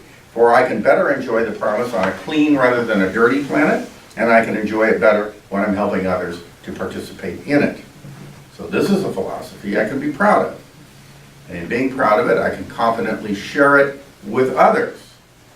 I can offer the good news of its promise and know that I'm doing something valuable for others, which is one reason for starting a group of the American Humanist Association, is you can offer the promise of humanism to others.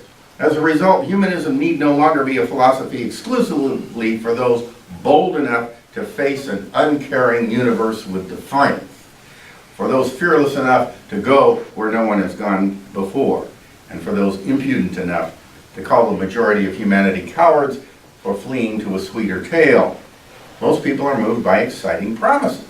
They're captivated by thrilling visions.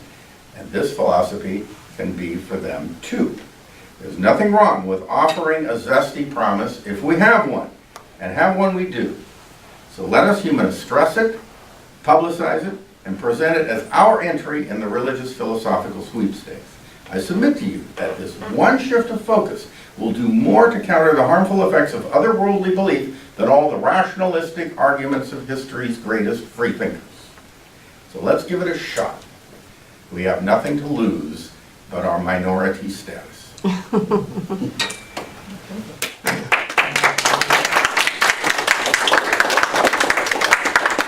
wanted me to talk a little bit more about groups and the American Humanist Association. Has it been frustrating to you to have so many groups that cannot cooperate?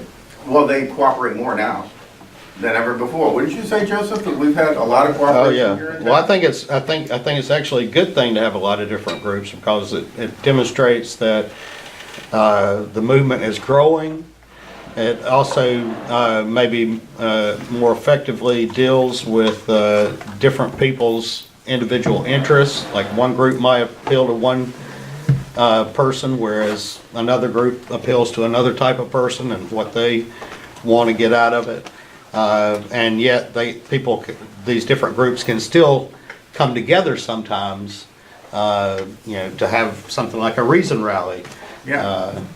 And there have just been more things that have been done. I've been in this movement as, it's been my day job since 1980, okay? And I've been here in the long haul. I have seen so many changes over this period of time, when it all seemed so hopeless back in those days. And so many things have happened, and our numbers have grown, and the variety of organizations in the movement have grown, and so on. And so when you look at, say, okay, so why should I want to form a chapter of a national organization like the American Humanist Association? And it's because organizations can do things that individuals can't do. And not just the fact that a whole bunch of individuals working together can accomplish something that an individual can't do, something I've already stressed, but there's something else. Some projects take more than one lifetime. I knew many of the founders of the American Humanist Association. They looked forward to the day we're living in now, but they didn't live to see it, even though they lived into their 90s, some of them. They didn't live to see the American Humanist Association go from just a few thousand members to now up to 30,000 members, and some of its projects, once it's getting a lot of publicity and a lot of momentum, has gotten almost 500,000 likes on its Facebook page. I mean, this outreach was just unheard of in the past.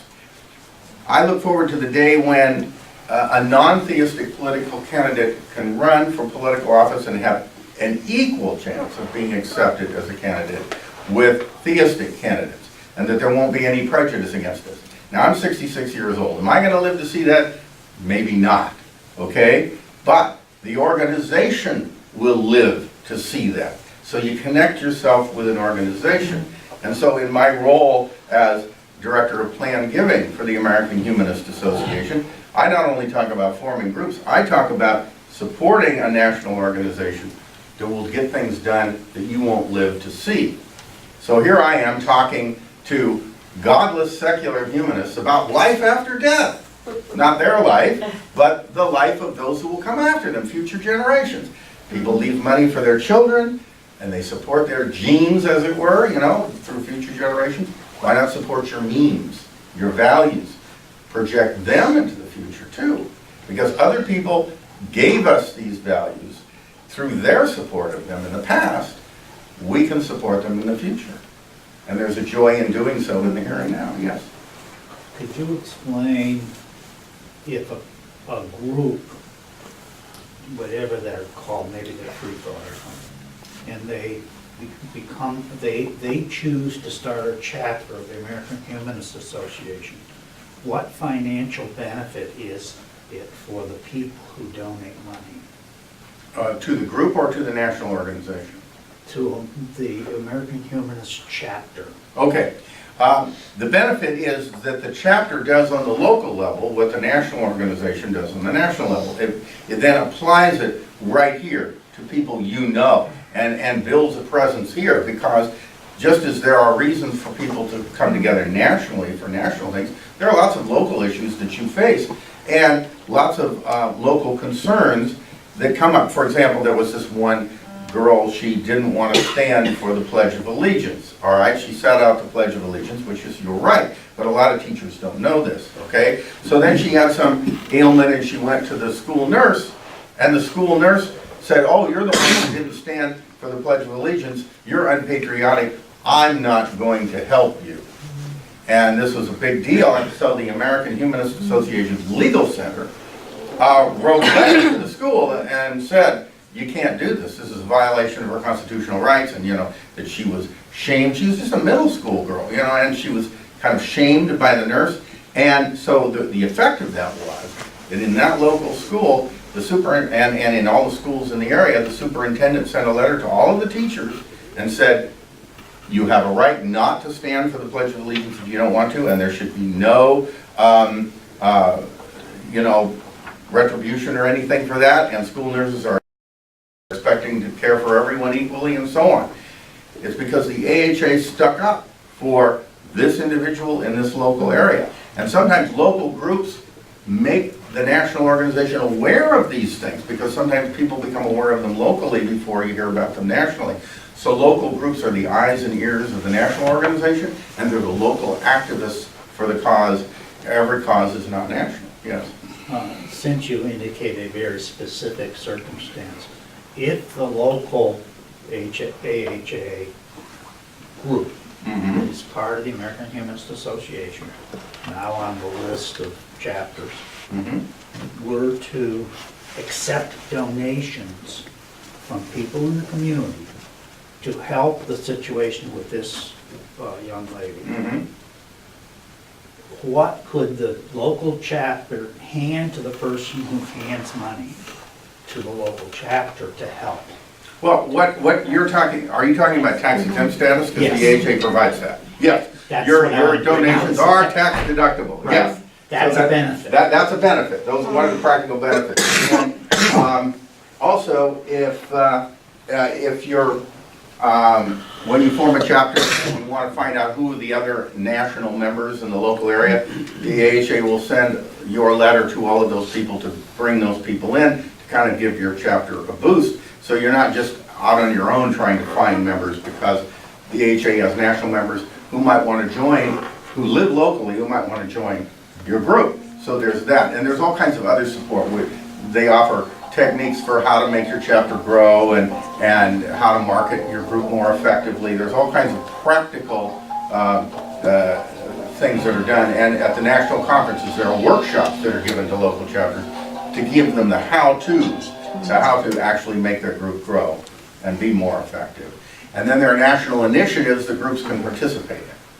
Yes?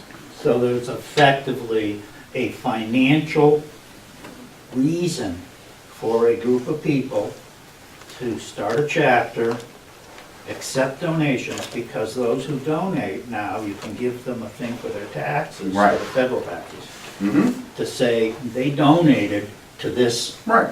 charity. Mm-hmm. Yeah, that's right. And that's something that I don't think was brought up. Right, here because in the the discussion. AHA and its There's a chapters benefit. are when you're a chapter. 501c3 tax exempt nonprofit organizations. And many of the others aren't. Yes, yes. So, who are the enemies of humanists? The enemies of the humanists. Yes.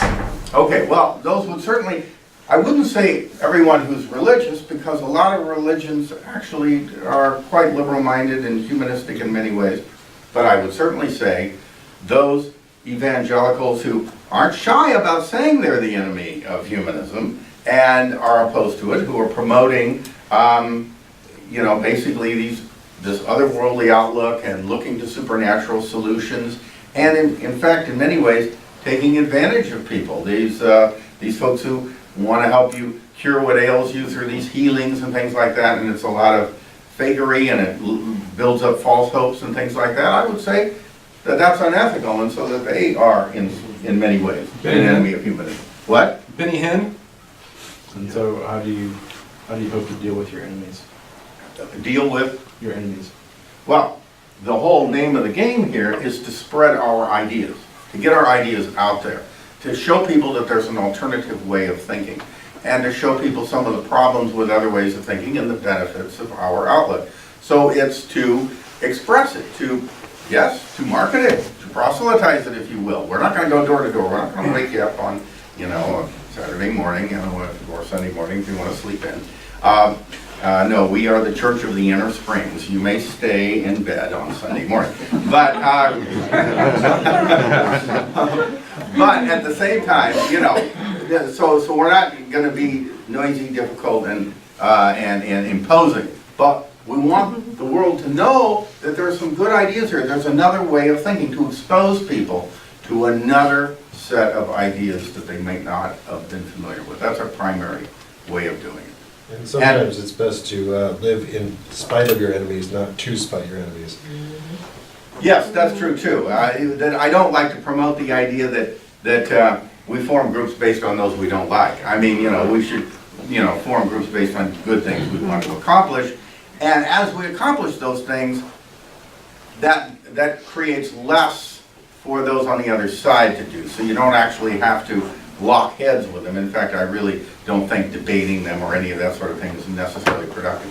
It's just better if you can do more of the right stuff, then there'll be less room for the wrong stuff. That's kind of the way I would approach it, yes. So what does humanism offer people who are more spiritually minded?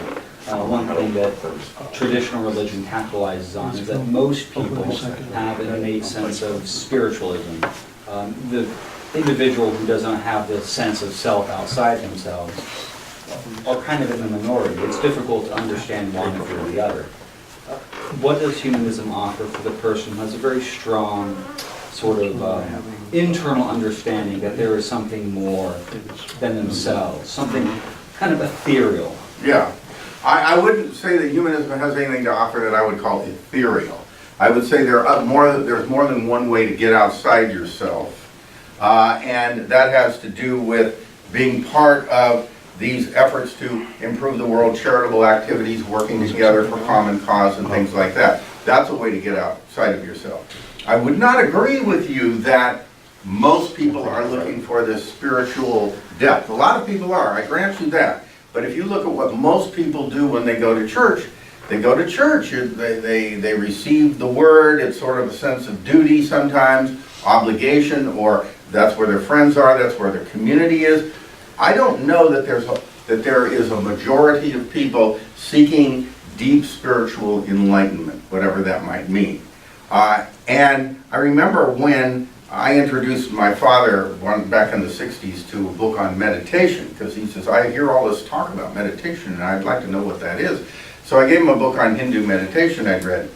And he says, and he read some of it, and he says, well, if I'm just going to do this, I may as well just take a nap. And in fact, when they studied transcendental meditation, they found that the benefits that transcendental meditation gave you could also be accomplished by taking an afternoon nap. So the point is he thought that meditation meant thinking real deeply, about philosophical questions, and that's what I did at that age when I was, in my 20s and so forth. I was really into philosophical ideas and philosophical abstractions, and that was the kind of philosophical meditation that I did. So, if that was my spiritual quest, and I'm very cautious about the word spiritual because it carries so much baggage and you don't know what people mean when they use it. Do they mean ghostly things? Do they mean what you were talking about? Do they mean meditation? Do they mean connection to something greater than yourself? Right, or does it mean an emotional high, having a peak experience? There's so many different, an altered state of consciousness. What is spirituality exactly? Well, it's different things to different people. So it's such a catch-all term, I try to avoid it. So instead of saying I was on a spiritual quest, I was on an intellectual quest. That was my thing. And so when you say, well, what about people who are looking for something deeper? Well, one of the things that humanism appreciates is this deeper abstract thinking philosophically. So certainly a lot of people find deeper meaning that way. And humanism in many ways has been all about that. Less so the other things. Yes? I have kind of like I'm just innocently curious about it, because you were talking about death. And you appreciate the now for what it is, and learning and expanding theology and all of that good stuff, and preparing for the next generation so they can expand what you're doing. So yes. What do you think? I'm just curious. What do you think happens when you die? Like, do you think I know you talked about like heaven and reincarnation and just like nothing. Mm-hmm. What do you think happens? I think that when you die, that system of organization that makes us unique and individual dissipates and goes away. Game over. And what? Game over. Yeah, we no longer exist. That everything that makes us what we are is dissipated into the rest of the environment, and it has been for eons, and so therefore that's why Carl Sagan said we are made of star stuff, because the same stuff that made stars is in us.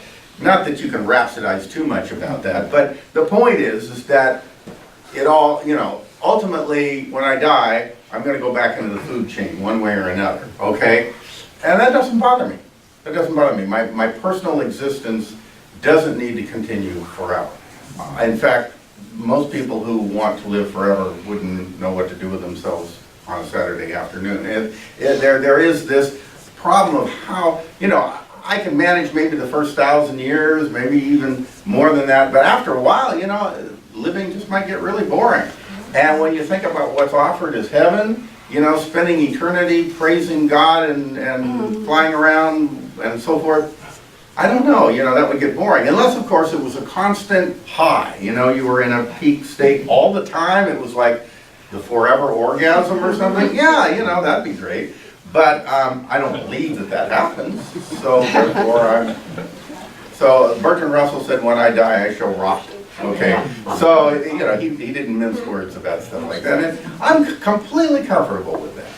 Because the universe, according to what scientists tell us these days, will die in a heat death. And everything of any interest will disappear, and there will be nothing left alive.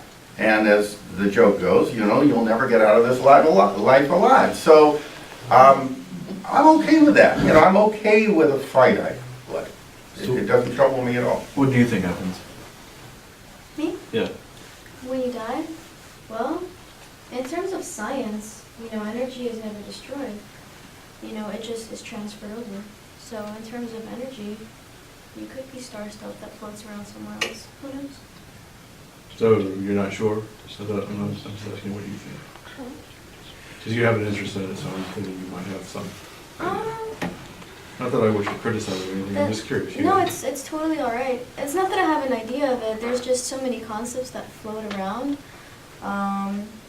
For me, I kind of live more in the now. I just like to poke at people and wonder what they're thinking so I can learn more. So Sure. that's pretty much it. I have a question. Yes. Live very quiet, this is first time listening to this. Mhm. So, there is a system of learning that you compare. You know, you can go into the Fibonacci sequence where you look at plants and how, you know, you grow one flower, the next stem up is 2 flowers, the next one will be 3, the next one is 5. So human beings tend to compare a lot. So I'm hearing your marketing system as, you know, just borrowing in your children. And in a way, I see no reason why 100% of the world shouldn't be, you know, with you guys. But at the same time, I keep hearing the differences. Like, they're against you. So I find that with your statement that you said, like, for example, you know, people go to church and they're just, you know, smelling up the chair. It's called a pew. And that's all they do. I mean, I guess. That's cute. The original word religion really meant your personal connection to whatever guides you. And that was it. Demon just meant spirit, in another word. So when you take that word and you try to apply it to today's meaning, you can see that someone decided to change it around anyway. So it doesn't matter.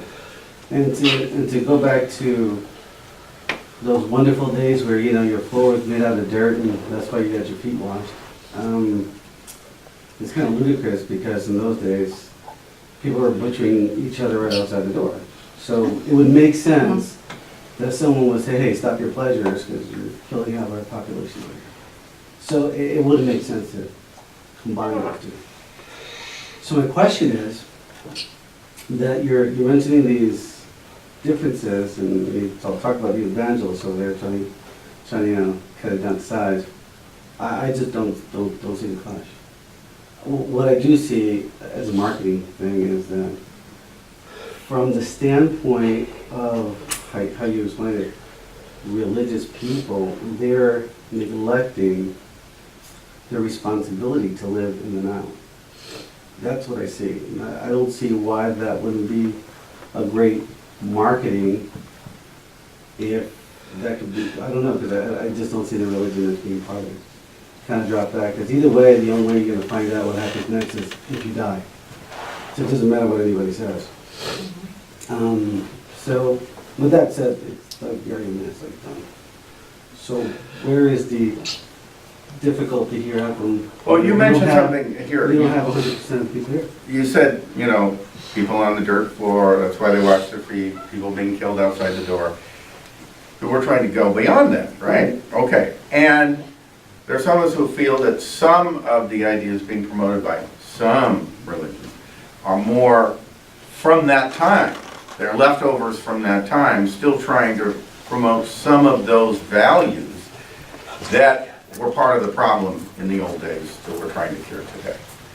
That's kind of what the contrast is. Well, then what I would see, and forgive me for speaking a little much here, but No, that's what I definitely see then is it's just a lack of education maybe Indoctrination. of the general population. I mean with a lot of people, so like for example, turning into a pillar of salt, the colloquial expression of that meant that that person had a heart attack.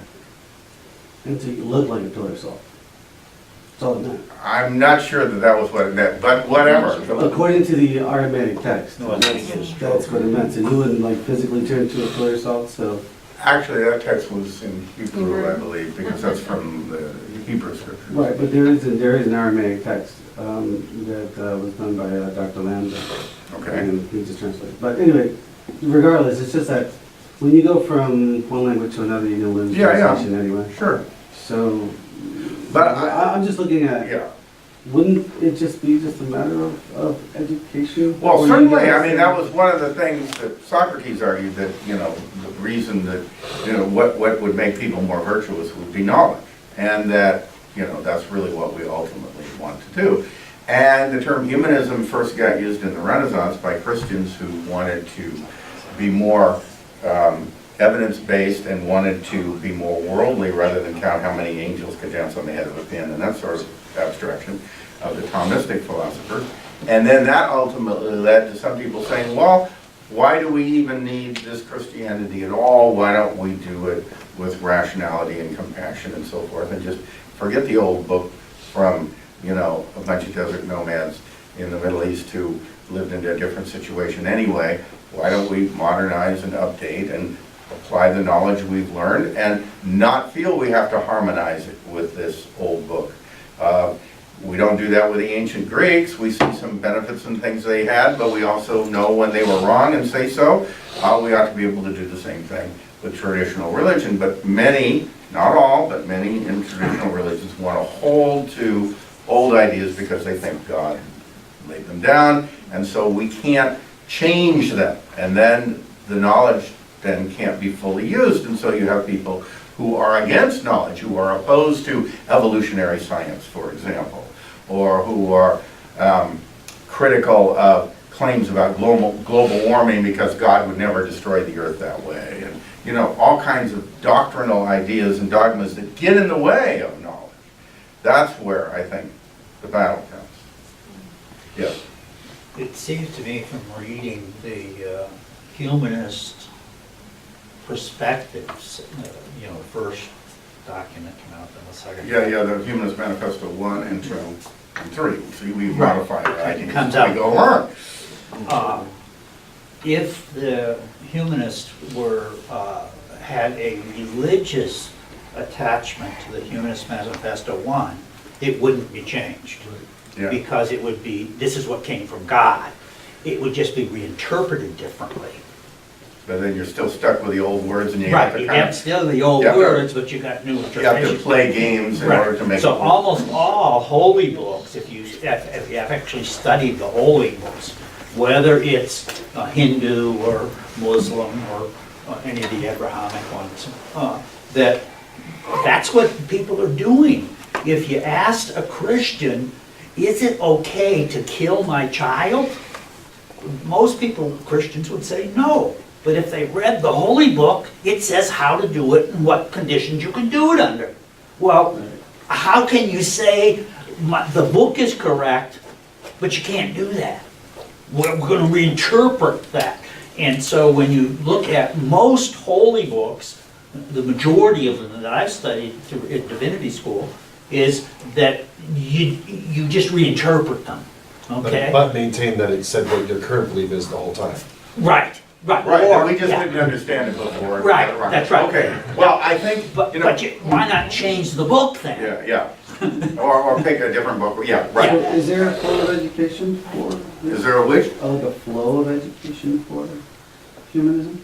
Well, if you mean, is there an educational program? Yes, for the American Humanist Association, not designed for the public schools, but for individual education, yes. There is the Co-Char Humanist Education Center, which is part of the American Humanist Association. We've developed materials for children, adults, and other groups to acquire knowledge of ethics and other issues that we like to discuss. All right, but we're out of time now. We're already 15 minutes over. There's a literature table there. I hope you'll take some with you, particularly this thing called The Future for Your Ideals. This is why I'm here. If you ever want to remember the association and your values and your will and other things, that's the piece of literature for you. Thank you. Thank you. Thank you.